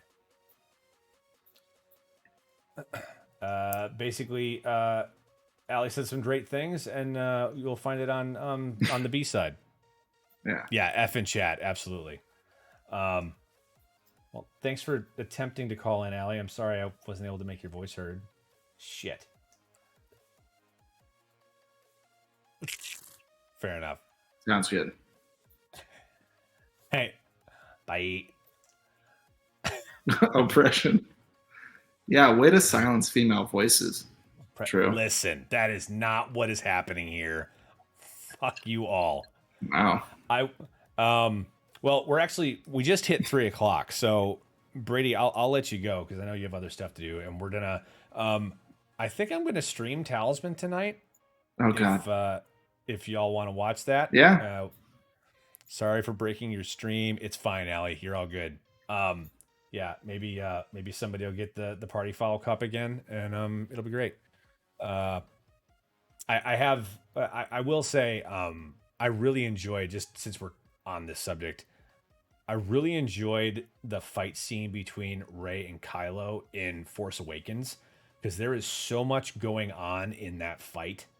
Because I know I've talked about this before, but like, so that whole movie, you see Chewie's bowcaster just kicking the shit out of everybody, like literally blowing them off of where they're standing, off of walls and stuff. Kylo gets hit by that thing and takes it.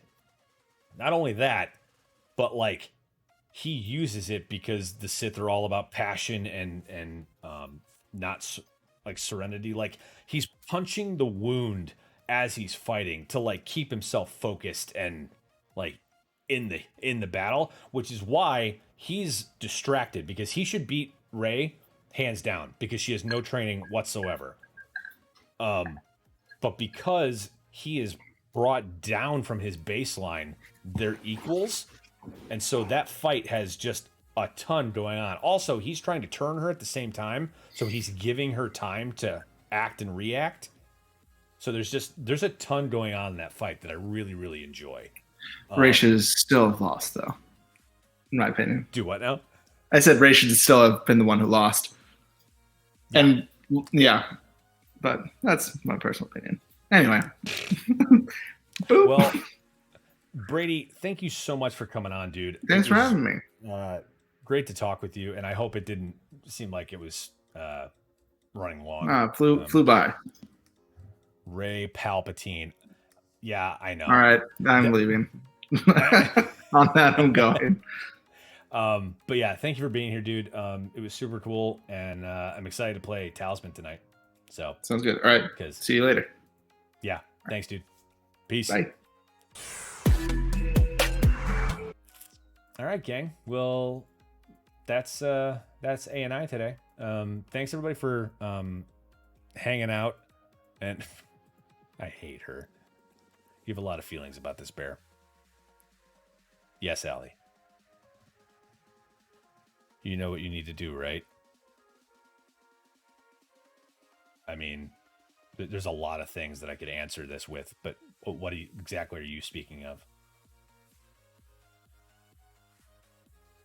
You need to host and moderate a Star Wars debate? Fuck that. With a cattle prod and like somebody else holding it and somebody else pushing. I don't want anywhere near that. I have thoughts and feelings. Okay, that's fair. That's a Thunderdome. You know what? Okay. Yeah, maybe that might be something we could do. That's going to be a big scene, though. I'm going to have to bring in a bunch of people for that. Okay, we'll put that on the list of things to do. I still have to read a story I have to read online, which I haven't done yet. I have to read Haunter of the Dark, and we're playing Talisman tonight. My wife is home, and I'm going to go see her. So everybody, come back around 8 if you want to hang out. We're going to play some Talisman. We might actually have some spots open. I'm going to see how the boys feel about that, or if it's just going to be the 3 of us. So maybe other people can play it if they want. It's on Steam. It's downloadable. If you've never played Talisman, it can go a long time. So it's up to you. You take your own life in your hands. That being said, you can leave anytime you want. But yeah, thanks for hanging out. And we'll see you around 8 o'clock. Strength and luck. Wear your mask. Get your vaccines if you can. Love you all. Bye.